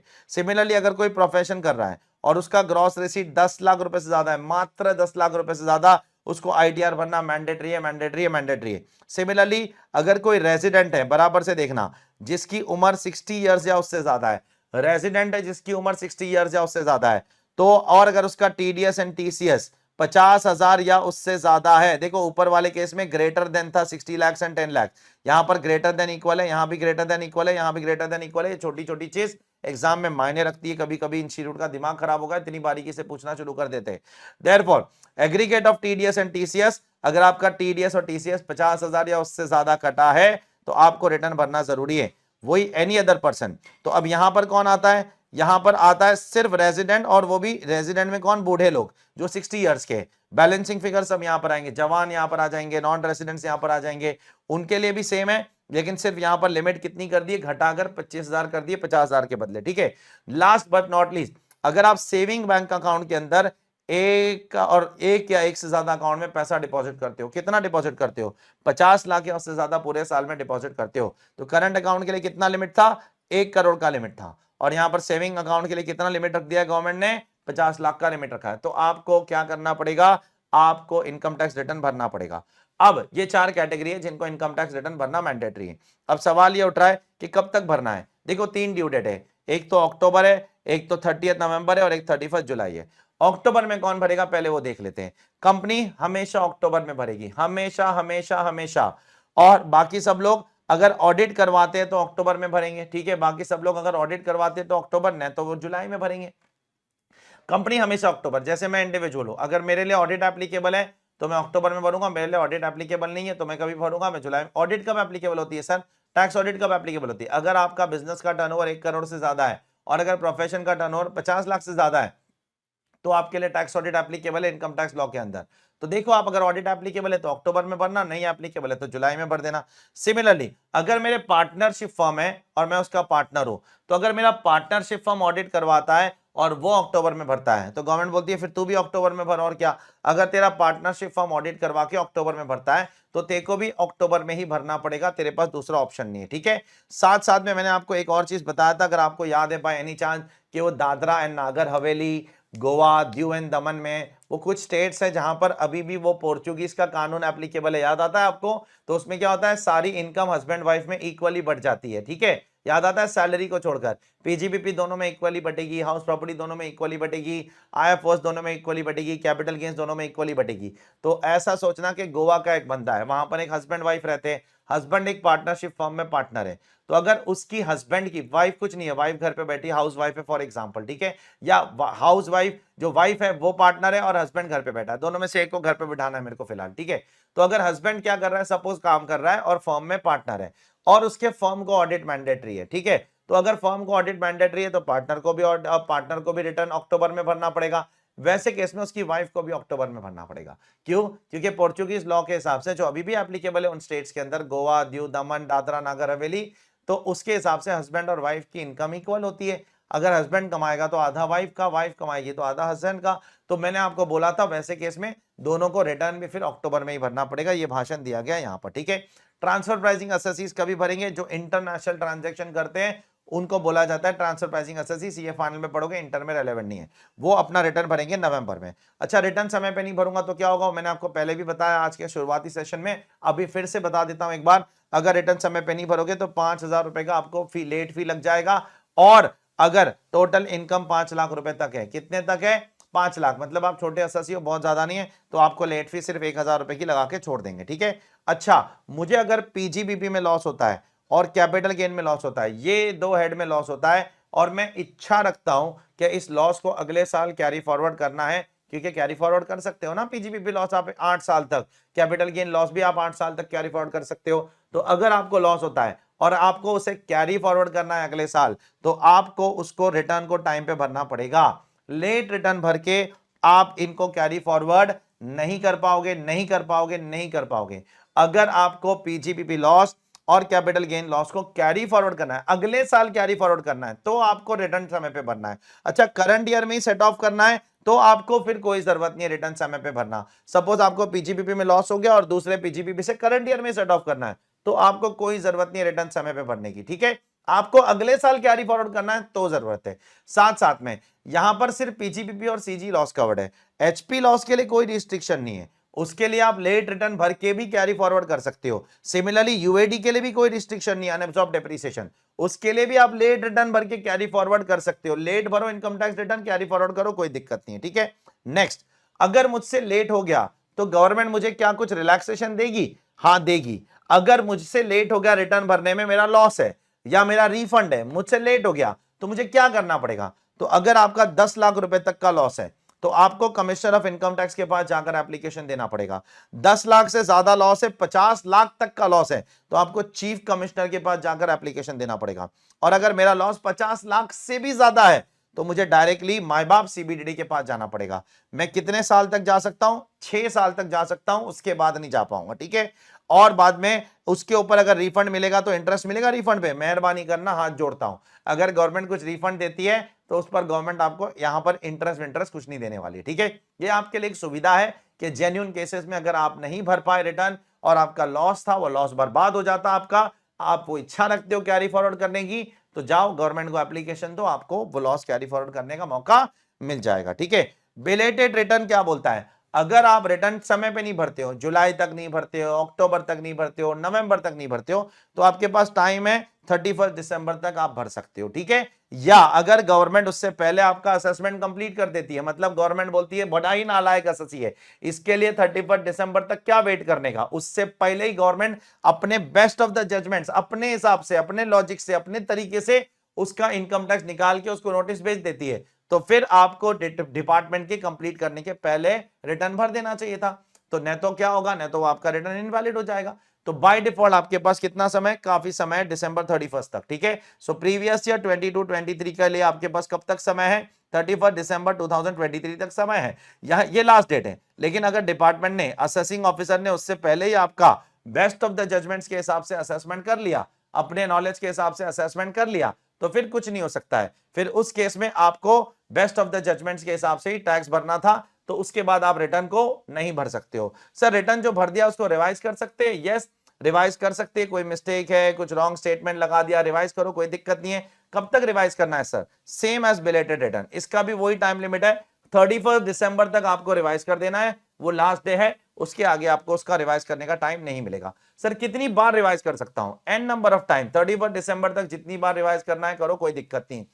सर लॉस रिटर्न को भी रिवाइज करके लॉस को बढ़ा या घटा सकता हूं? बिल्कुल कर सकते हो, कोई दिक्कत नहीं है। लॉस रिटर्न में लॉस को बढ़ाना है, लॉस को घटाना है, बिल्कुल कर सकते हो, कोई प्रॉब्लम वाली बात नहीं है। सर बिलेटेड रिटर्न को भी मैं वापस से रिवाइज कर सकता हूं? 31 दिसंबर तक जो करने का है करो, 31 दिसंबर तक जितनी बार रिवाइज करना है करो। लॉस रिटर्न को लॉस बढ़ाना है, घटाना है करो, बिलेटेड रिटर्न को रिवाइज करना है करो, जितनी बार करना है करो। 31 दिसंबर आखिरी डेट है, ठीक है। अब नेक्स्ट है डिफेक्टिव रिटर्न। डिफेक्टिव रिटर्न क्या होता है? मैंने इनकम टैक्स डिपार्टमेंट को रिटर्न भेज दिया, अब ऑफिसर उसमें गलतियां ढूंढ रहा है, तो उसको बोलते हैं डिफेक्टिव रिटर्न। अब अगर वो गलतियां ढूंढता है तो मुझे इंटीमेट करेगा, बोलेगा ये गलत है, चेंज कर दो, और वो मुझे 15 दिन का अपॉर्चुनिटी ऑफ बीइंग हर्ट देगा।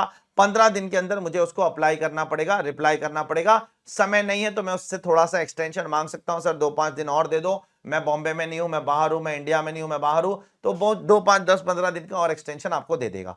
लेकिन अगर आपने उसको समय पर रिप्लाई नहीं किया तो ये माना जाएगा कि आप वॉइड एब इनिशियो काम कर रहे हो, आप इनवैलिड काम कर रहे हो, आपने तो रिटर्न भरा ही नहीं है, और गवर्नमेंट आपके अगेंस्ट वो सारे एक्शन लेगी जो जनरली एक बंदा रिटर्न नहीं भरता है तो उसके अगेंस्ट गवर्नमेंट लेती है, ठीक है। नेक्स्ट वाला बहुत इंपॉर्टेंट प्रोविजन है, लेकिन ये पार्टली इंपॉर्टेंट है, पूरा का पूरा इतना सीए इंटर में रेलेवेंट नहीं है, क्योंकि सीए इंटर लेवल पे ये बहुत ज्यादा एडवांस चीज हो जाती है। अब जितना रेलेवेंट है मैं उतनी बात करूंगा। सबसे पहले अपडेटेड रिटर्न। देखो बाय डिफॉल्ट एक इंसान रिटर्न कब तक भरता है? जुलाई तक या अक्टूबर तक या नवंबर तक कुछ केसेस में। और बिलेटेड रिटर्न कब तक भरता है? बिलेटेड रिटर्न बोर्ड पे देखना जरा, बिलेटेड रिटर्न से प्रीवियस ईयर 22-23 है, ठीक है। अब प्रीवियस ईयर 22-23 का रिटर्न एक इंसान कब तक भरेगा? चलो बोलिए सभी लोग। ये भरेगा अपना है 31 जुलाई 2023 तक भरेगा, ठीक है, या कुछ केसेस में 31 अक्टूबर 2023, या अगर बिलेटेड ही भरना है या रिवाइज ही भरना है तो 31 दिसंबर 2023 बराबर। ये आखिरी डेट है ना, उसके बाद तो नहीं है। लेकिन अब गवर्नमेंट ने आपको एक मौका दिया है टू अपडेट योर रिटर्न, एक अपडेटेड रिटर्न भरने का मौका दिया है, जिसमें गवर्नमेंट बोलती है कि आप असेसमेंट ईयर के एंड से 2 साल तक भर सकते हो। अब प्रीवियस ईयर क्या है? 23-24, अब 22-23, तो असेसमेंट ईयर क्या हो जाएगा? असेसमेंट ईयर हो जाएगा 23, असेसमेंट ईयर हो जाएगा 24। इसके एंड से 2 साल का और मौका दे रही है, तो इसके एंड से 2 साल क्या हो गया? 31 मार्च 2026 तक का डेट हो गया। तो 31 मार्च 2026 तक गवर्नमेंट आपको बोल रही है कि आप 2022-23 के लिए रिटर्न भर सकते हो, ठीक है। ये आपको गवर्नमेंट ने यहां पर अपडेटेड रिटर्न भरने का मौका दिया। मैंने आपको लॉजिक भी बताया था क्यों देती है गवर्नमेंट ये, ताकि गवर्नमेंट पकड़ लेना उससे पहले आप ही को गवर्नमेंट ऑप्शन दे रही है कि आप खुद से आके भर लो। क्योंकि अगर गवर्नमेंट पकड़ लेगी तो आप पे भयंकर टैक्स लगाएगी, इंटरेस्ट लगाएगी, पेनाल्टी लगाएगी, सब लगाएगी, ठीक है। तो इससे बेटर है कि आप खुद आके गवर्नमेंट को इन्फॉर्म कर दो, भाई 31 मार्च 2026 तक मैं आता हूं, मैं बता देता हूं मेरे से पहले क्या गलती हुई थी, मैं चेंज करके आपके पास आ जाता हूं, ठीक है। नाउ देखो यहां पर भी लिखा गया है कि आप AY 23-24 का अपडेटेड रिटर्न 31 मार्च 2026 तक भर सकते हो। अब कौन कौन ये रिटर्न नहीं भर सकता है, सबसे पहले देखते हैं। अगर आपका लॉस रिटर्न है, आपने पहले लॉस रिटर्न भरा है, तो आप नहीं आ सकते हो। या अगर आपकी टोटल टैक्स लायबिलिटी घट जाती है तो भी आप नहीं आ सकते हो, फायदा उठाने नहीं आ सकते हो यहां पर। या अगर आपका रिफंड बढ़ जाता है तो भी आप नहीं आ सकते हो, ठीक है, नहीं आ सकते हो। अच्छा, और कौन कौन नहीं भर सकता ये अपडेटेड रिटर्न? जिसने पहले एक बार अपडेटेड रिटर्न भर दिया है वो वापस से भरने नहीं आ सकता है। 1 साल के लिए एक ही बार भरोगे, घड़ी घड़ी नहीं भर सकते हो। या जिसके केस में इनकम टैक्स डिपार्टमेंट ने अपनी कार्रवाई शुरू कर दी है, प्रोसीडिंग शुरू कर दी है, वो भी नहीं आ सकता है अपडेटेड रिटर्न भरने। या ऐसे क्लास ऑफ पर्सन जो CBDT नोटिफाई करेगी, ठीक है। सर लॉस वाले बिल्कुल नहीं आ सकते, एक सर्कमस्टेंस में आ सकते, पहले रिटर्न भरा था लॉस था, अब रिटर्न भर रहा हूं तो इनकम आ रही है, मतलब लॉस घट रहा है और इनकम में आ रहा है। पहले 5 लाख रुपए का लॉस था, ठीक है, अब जब रिटर्न भर रहा हूं तो मेरी इनकम आ रही है, 5 लाख नहीं 15 लाख रुपए की इनकम आ रही है। तो गवर्नमेंट बोलती है आओ स्वागत है आपका, ठीक है, क्योंकि हमको टैक्स मिलेगा, तो आ जाओ, ठीक है। नेक्स्ट नेक्स्ट नेक्स्ट, अगर अपडेटेड रिटर्न भरने की वजह से क्या हो रहा है, अब सपोज अगर फॉर एग्जांपल प्रीवियस ईयर 22-23 का आपने अपडेटेड रिटर्न भरा, ठीक है, अपडेटेड रिटर्न भर के आपने इनकम बढ़ा दिया तो हो सकता है आपने कुछ set of weight of loss का किया होगा, वो भी चेंज हो जाएगा, ठीक है। तो फिर इसके लिए आपको अगले साल का भी अपडेटेड रिटर्न भरना पड़ेगा। मिसाल के तौर पर 22-23 का मैंने नॉर्मल रिटर्न भरा था, 22-23 का जब मैंने नॉर्मल रिटर्न भरा ना, बोर्ड पे देखना सब लोग, 22-23 का मैंने नॉर्मल रिटर्न भरा जैसे सब लोग भरते 31 जुलाई, उसमें मैंने 10 लाख रुपए का लॉस सेट ऑफ किया। क्या किया? लॉस सेट ऑफ किया, ठीक है। और टोटल मेरे पास 25 लाख रुपए का लॉस था, तो मैंने 10 लाख रुपए का लॉस सेट ऑफ किया, तो 15 लाख रुपए का लॉस क्या होगा बेटा? वो कैरी फॉरवर्ड होगा कि नहीं होगा? वो कैरी फॉरवर्ड किया, ठीक है। अब बाद में आगे जाकर मेरे को पता चला कि भाई इसमें तो मिस्टेक है, तो मैंने फटाफट मैं सोचा गवर्नमेंट पकड़ लेगी, उससे अच्छा मैं ही बता देता हूं। तो मैंने फटाफट अपडेटेड रिटर्न भरा और मैंने बोला नहीं 10 लाख का लॉस सेट ऑफ नहीं होता है, एक्चुअली मेरा 6 लाख का लॉस सेट ऑफ होना चाहिए, उससे ज्यादा नहीं होना चाहिए। तो मुझे बताओ अब उस हिसाब से तो मेरा कैरी फॉरवर्ड फिर ज्यादा होना चाहिए ना, क्योंकि 10 लाख का लॉस सेट ऑफ कर रहा था तो 15 लाख कैरी फॉरवर्ड हो रहा था। तो अब 6 लाख का लॉस सेट ऑफ करूंगा तो 25 लाख में से 19 लाख कैरी फॉरवर्ड होगा कि नहीं होगा, बताइए मुझे। तो उसलिए क्या करती है गवर्नमेंट, बोलती है कि भाई अगर 1 साल का अपडेटेड रिटर्न आपने भरा तो हो सकता है आपको अगले सालों का भी भरना पड़े, क्योंकि उसका इंपैक्ट अगले सालों में भी पड़ सकता है। तो वो भाषण यहां पर दिया गया, चेक करो। अब उसके साथ साथ क्या इतनी आसानी से गवर्नमेंट आपको आपका रिटर्न अपडेट करने देगी? बिल्कुल नहीं, बिल्कुल नहीं, बिल्कुल नहीं। इतनी आसानी से गवर्नमेंट आपको आपका रिटर्न अपडेट नहीं करने देगी। गवर्नमेंट बोलती है आपको कुछ टैक्स भरना पड़ेगा, ठीक है। अब इसी के लिए मैंने बोला था ये सब चीजें आपके लिए इतनी ज्यादा रेलेवेंट नहीं है। कितना टैक्स भरना पड़ेगा डायरेक्टली इस पे आ जाओ, कैसे भरना पड़ेगा वो सारी चीजें एग्जाम में आपको नहीं आने वाली, ठीक है, डोंट वरी अबाउट इट। कितना टैक्स भरना पड़ेगा? अगर आप प्रीवियस ईयर 22-23, असेसमेंट ईयर 23-24, अब यहां से 2 साल का टाइम है आपके पास, ये पहला साल, ये दूसरा साल, ये लास्ट डेट। अगर आप 12 महीने के अंदर भर देते हो AY खत्म होने के बाद, तो 25% टैक्स देना पड़ेगा प्लस इंटरेस्ट।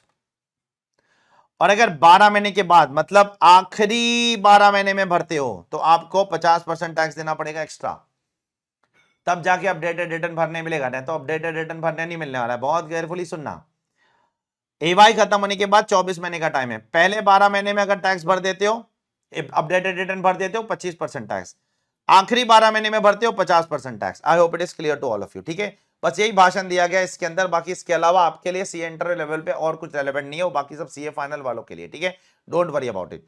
आगे बढ़ता हूं towards the next part. Sir return जो होता है वो कौन साइन करता है? देखो आपको रिटर्न साइन करना पड़ेगा, किसको? इंडिविजुअल के केस में इंडिविजुअल खुद साइन करेगा। ठीक है, अगर इंडिविजुअल एब्सेंट है इंडिया से, या मेंटली इनकेपेसिटेड है, बीमार है, जो भी है, तो फिर कोई उसके बिहाफ पे उसका गार्डियन वार्डियन जो भी हो, जो उसको वो पावर देता है वो साइन करने का, वो साइन करेगा। मिसाल के तौर पे मैं दुबई चले गया कुछ काम से, तो मेरा रिटर्न यहां पर मेरा भाई साइन करेगा, मैं उसको पावर ऑफ अटर्नी देके चले जाऊंगा। एचयूएफ के केस में कर्ता साइन करेगा। कर्ता एब्सेंट है, कर्ता मेंटली बीमार है या कुछ है, बीमार है, इल है, तो कोई भी एडल्ट मेंबर, मेल भी साइन कर सकता है, फीमेल भी साइन कर सकता है, दोनों कर सकता है, फीमेल मेल ऐसा कुछ नहीं है, जेंडर इक्वालिटी रखो जीवन में। ठीक है, सबके लिए साइन करना अलाउड है। फर्म के केस में मैनेजिंग पार्टनर साइन करेगा, मैनेजिंग पार्टनर फर्म में है नहीं तो कोई और एडल्ट पार्टनर से साइन करवा लो। ठीक है, एलएलपी के केस में डेजिग्नेटेड पार्टनर साइन करेगा, डेजिग्नेटेड पार्टनर नहीं है तो कोई और पार्टनर या कोई और पर्सन जो सेंट्रल गवर्नमेंट प्रिस्क्राइब करेगी, जो गवर्नमेंट ने नीचे प्रिस्क्राइब भी किया है। ठीक है, उस पर मैं बात करता हूं। कंपनी के केस में कंपनी का एमडी मुकेश अंबानी, रिलायंस इंडस्ट्री का रिटर्न मुकेश अंबानी साइन करेंगे। अगर एमडी नहीं है कि किसी कारण से कोई बीमार है या बाहर है इंडिया के, तो कोई और डायरेक्टर या कोई और पर्सन जो गवर्नमेंट प्रिस्क्राइब करेगी। जो कंपनी का लिक्विडेशन हो रहा है वो कंपनी का रिटर्न कौन साइन करेगा? लिक्विडेटर। जो कंपनी इंसॉल्वेंट हो रही है और जा रही है बैंकरप्सी इंसॉल्वेंसी कोर्ट के पास अपने आप को वापस से रिवाइव करने के लिए, उनका रिटर्न भरा जाएगा इंसॉल्वेंसी प्रोफेशनल के थ्रू। ठीक है, इंसॉल्वेंसी प्रोफेशनल उनका रिटर्न भरेंगे। पॉलिटिकल पार्टी का रिटर्न कौन भरेगा? उस पॉलिटिकल पार्टी का चीफ एग्जीक्यूटिव ऑफिसर, वो पॉलिटिकल पार्टी का रिटर्न भरेगा।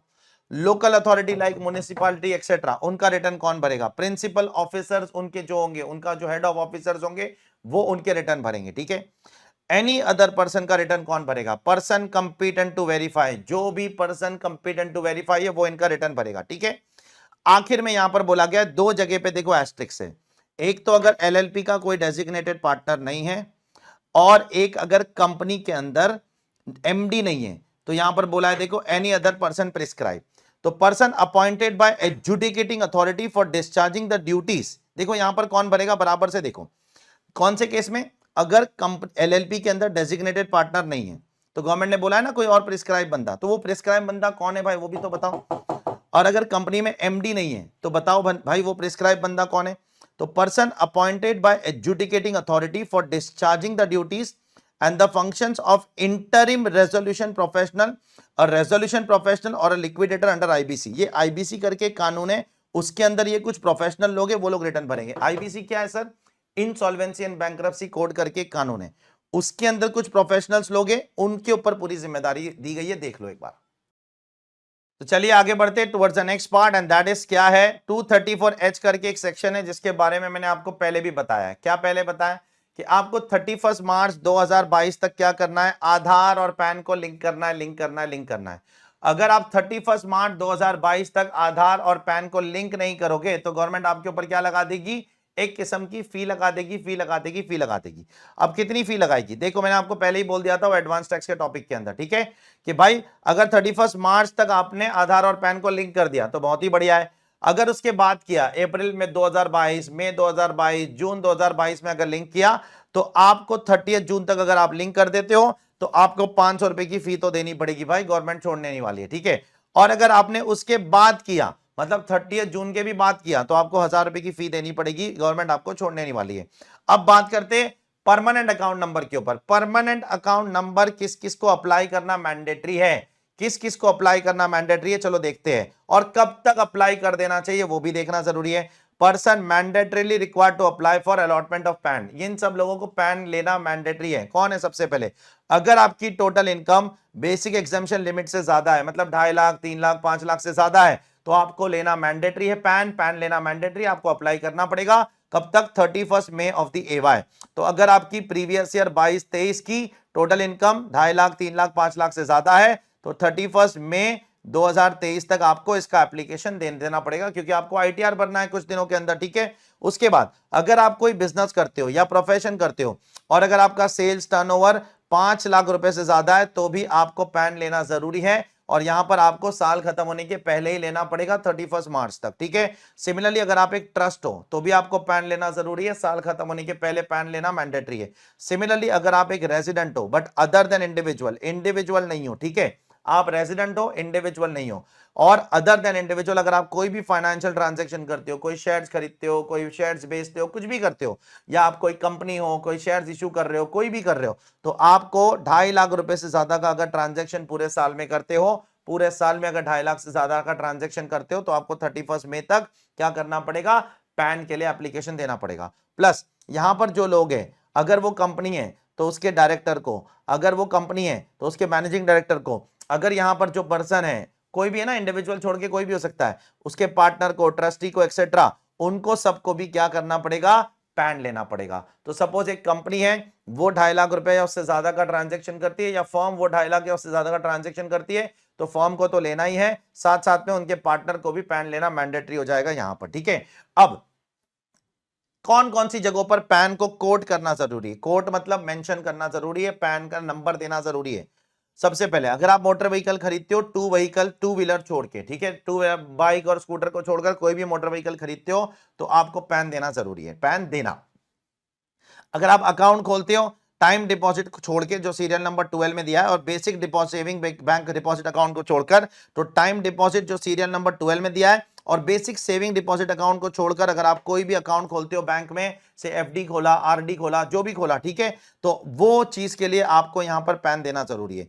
अगर आप किसी क्रेडिट कार्ड कंपनी को एप्लीकेशन देते हो फॉर क्रेडिट कार्ड और डेबिट कार्ड, क्योंकि अगर आपको क्रेडिट कार्ड या डेबिट कार्ड चाहिए तो आपको एप्लीकेशन देना होगा, तो आपको पैन कोड करना जरूरी है। अगर आप डीमैट अकाउंट खोलते हो शेयर्स में ट्रेड करने के लिए, पैन देना जरूरी है। अगर आप होटल या रेस्टोरेंट का बिल देते हो 50,000 से ज्यादा, लेकिन अब देखो कैश में देते हो, तो ऑनलाइन दोगे तो दिक्कत नहीं है, 50,000 से ज्यादा बिल देते हो रेस्टोरेंट होटल का कैश में, पैन देना जरूरी है। अगर आप फॉरेन ट्रैवल करने जाते हो with travel to any foreign country, या फॉरेन करेंसी खरीदते हो और यहां पर भी अगर आप 50,000 से ज्यादा का कैश में पैसा देते हो तो पैन देना जरूरी है। म्यूचुअल फंड खरीदते हो और 50,000, अब कैश या नॉन कैश दोनों कवर्ड, देखो ये दो जगह पे कैश है, कुछ जगहों पर कैश है, कुछ जगहों पर सिर्फ अमाउंट दिया है, तो जहां सिर्फ अमाउंट दिया है वहां पर कैश होगा तो भी देना जरूरी है, नॉन कैश होता तो भी देना जरूरी है, और जहां कैश वर्ड दिया है वहां सिर्फ कैश पेमेंट करोगे तो पैन देना जरूरी है, ऑनलाइन पेमेंट करोगे तो जरूरी नहीं है, ठीक है। म्यूचुअल फंड अगर 50,000 से ज्यादा खरीदते हो पैन देना जरूरी है। अगर किसी कंपनी के डिबेंचर्स या बॉन्ड्स खरीदते हो 50,000 से ज्यादा, पैन देना जरूरी है। आरबीआई के अगर कोई बॉन्ड्स खरीदते हो 50,000 रुपए से ज्यादा, पैन देना जरूरी है। बैंक में जाकर अगर 50,000 से ज्यादा डिपॉजिट करते हो कैश, तो मेरे पास रोकड़ा पड़ा हुआ है, मैं बैंक में जाकर डिपॉजिट कर दिया, ठीक है, तो पैन देना जरूरी है। परचेज करते हो बैंक ड्राफ्ट, पे ऑर्डर, बैंकर चेक, पे ऑर्डर, डीडी वीडी, ये सब परचेज करते हो 50,000 से ज्यादा, फिर से कैश आ गया, देखो कैश में खरीदते हो 50,000 से ज्यादा का डीडी, पैन देना जरूरी है। अगर आप टाइम डिपॉजिट खरीदते हो, टाइम डिपॉजिट मतलब एफडी, आरडी, किसका time deposit, banking company, cooperative bank, post office, Nidhi company या नॉन बैंकिंग फाइनेंशियल कंपनी का, एक टाइम में 50,000 से ज्यादा या पूरे साल में 5 लाख से ज्यादा, चेक करो यहां पर दो लिमिट है, एक टाइम में अगर 50,000 से ज्यादा खरीदते हो पैन देना जरूरी है, पूरे साल में 5 लाख से ज्यादा देते हो तो भी पैन देना जरूरी है। पेमेंट फॉर, अगर कोई आरबीआई के प्रीपेड इंस्ट्रूमेंट्स खरीदते हो, ठीक है, 50,000 रुपए से ज्यादा, तो पैन देना जरूरी है। आरबीआई अपने बहुत सारे इंस्ट्रूमेंट्स इशू करते रहता है for the purpose of what, raising money, लोगों से पैसा रेज करने के लिए। अगर लाइफ इंश्योरेंस प्रीमियम भर रहे हो 50,000 से ज्यादा का पूरे साल में, आपको पैन देना जरूरी है। अगर आप सिक्योरिटीज खरीद रहे हो अदर देन शेयर्स, शेयर्स को छोड़कर 1 लाख रुपए से ज्यादा का सिक्योरिटीज खरीद रहे हो, शेयर्स बात नहीं है, शेयर्स की बात नहीं कर रहे हैं यहाँ पर, नॉर्मल कोई सिक्योरिटीज, बॉन्ड्स ऐसा कुछ और खरीद रहे हो, डिवेंचर विवेंचर कुछ भी खरीद रहे हो, ठीक है, तो अगर शेयर्स को छोड़कर कोई और सिक्योरिटी खरीद रहे हो 1 लाख रुपए से ज्यादा, पैन देना जरूरी है। अगर आप शेयर्स खरीद रहे हो लिस्टेड कंपनी का नहीं, अनलिस्टेड कंपनी का शेयर्स खरीद रहे हो 1 लाख रुपए से ज्यादा का, पैन देना जरूरी है। अगर आप इमोबल प्रॉपर्टी खरीद रहे हो 10 लाख रुपए से ज्यादा की, या अगर उसकी स्टैम्प ड्यूटी वैल्यू 10 लाख रुपए से ज्यादा है, पैन देना जरूरी है, या तो उसकी वैल्यू, या तो उसका सेल कंसिडरेशन, या तो उसकी स्टैम्प ड्यूटी वैल्यू, जो भी 10 लाख से ज्यादा है पैन देना जरूरी है। या सेल और purchase by any person of goods और services of any nature, general point है वो, कोई भी गुड्स या सर्विस खरीद रहे हो other than those mentioned in पहले 17 पॉइंट को छोड़कर, 2 लाख से ज्यादा का कोई भी सामान खरीद रहे हो, पैन देना जरूरी है। 2 लाख से ज्यादा का कोई भी सामान खरीद रहे हो, पैन देना जरूरी है, ठीक है। नेक्स्ट, एक माइनर है जिसकी कोई खास इनकम नहीं है, क्या वो अपने मां बाप का पैन दे सकता है? दे सकता है। A minor who does not have any income chargeable to income tax, he shall quote the PAN of what, PAN of what, अपने माँ बाप का पैन वो दे सकता है, कोई दिक्कत वाली बात नहीं है, ठीक है। Next, interchangeability of PAN with Aadhaar. क्या इनकम टैक्स में मैं पैन और आधार को इंटरचेंज कर सकता हूं? कर सकते हो, अब से कोई दिक्कत नहीं है। अगर पैन नहीं है तो आधार दे दो, आधार नहीं है तो पैन दे दो, कोई दिक्कत नहीं है, दे सकते हो, ठीक है। Next, coating of pan and Aadhaar number.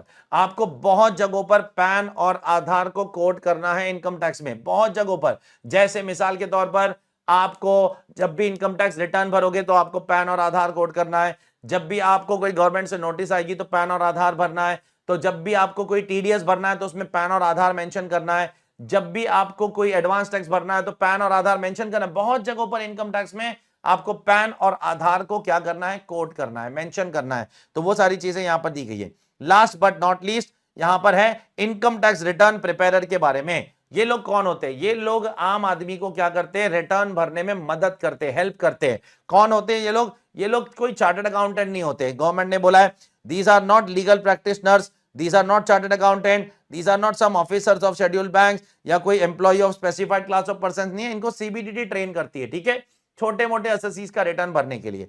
तो ये किस किस का रिटर्न भरेंगे? ये किसी का भी रिटर्न भरेंगे, लेकिन ऐसी कंपनी का रिटर्न नहीं भरेंगे या ऐसे पर्सन का रिटर्न नहीं। कंपनी का रिटर्न तो नहीं भरते लोग, ये लोग कंपनी का रिटर्न नहीं भर सकते क्योंकि इनका जो नॉलेज होता है वो लिमिटेड होता है। कंपनी का रिटर्न जनरली चार्टर्ड अकाउंटेंट भरेंगे, वही ज्यादा बेहतर रहेगा क्योंकि चार्टर्ड अकाउंटेंट को दूसरों के कंपैरिजन में एक एक्सटेंसिव नॉलेज होता है इनकम टैक्स का। देयरफॉर अगर कंपनी है तो ये लोग कंपनी का रिटर्न नहीं भरेंगे, लेकिन अगर कोई कंपनी को छोड़ के दूसरा एसएससी है तो उनका रिटर्न भर सकते हैं। लेकिन उनके केस में भी सपोज इंडिविजुअल का रिटर्न है और मेरा टैक्स ऑडिट एप्लीकेबल है तो टैक्स ऑडिट वालों का रिटर्न भी ये लोग नहीं भरेंगे, ठीक है। तो ये लोग किसका रिटर्न भरेंगे? कंपनी का रिटर्न भरना तो इनको अलाउड ही नहीं है। उनके अलावा दूसरे किसी का रिटर्न भरना अलाउड है, इंडिविजुअल, एचयूएफ, इन सब का अलाउड है, लेकिन टैक्स ऑडिट नहीं होना चाहिए। मतलब नॉर्मल सैलरी वाला कोई एसएससी है या कोई हाउस प्रॉपर्टी की इनकम कमा रहा है उसका रिटर्न भरना है। तो ये लोग क्या करते हैं? इनकम टैक्स रिटर्न प्रिपेरर लोग आपको मदद करेंगे इनकम टैक्स के रिटर्न भरने के लिए, ठीक है। ये लोग कोई चार्टर्ड अकाउंटेंट नहीं है, कोई लीगल प्रैक्टिशनर नहीं है, कोई गवर्नमेंट के ऑफिसर नहीं है, ये लोग वो नहीं है, ठीक है। ये लोग इंडिपेंडेंट लोग हैं। आप भी इसका कोर्स कर सकते हो, इसका ऑनलाइन कोर्स आता है, वो आप कर लोगे तो आप भी इनकम टैक्स रिटर्न प्रिपेरर बन के लोगों के लिए इनकम टैक्स रिटर्न भर के पैसा अपने लिए कमा सकते हो, ठीक है। सो ये था आपका आखिरी चैप्टर। यहां जाकर हमारा पूरा का पूरा सिलेबस रिवाइज हो चुका है। अभी कोई भी टॉपिक नहीं बचा है जो मेरा बचा हुआ है रिवाइज करने के लिए। पहले टॉपिक से लेके इंट्रोडक्शन से लेकर लास्ट टॉपिक तक, कौन सा? रिटर्न फाइलिंग तक, मैंने सब कुछ आपको कॉम्प्रिहेंसिवली रिवाइज करके दे दिया है, ठीक है। अब बस एक ही काम करना है मुझे,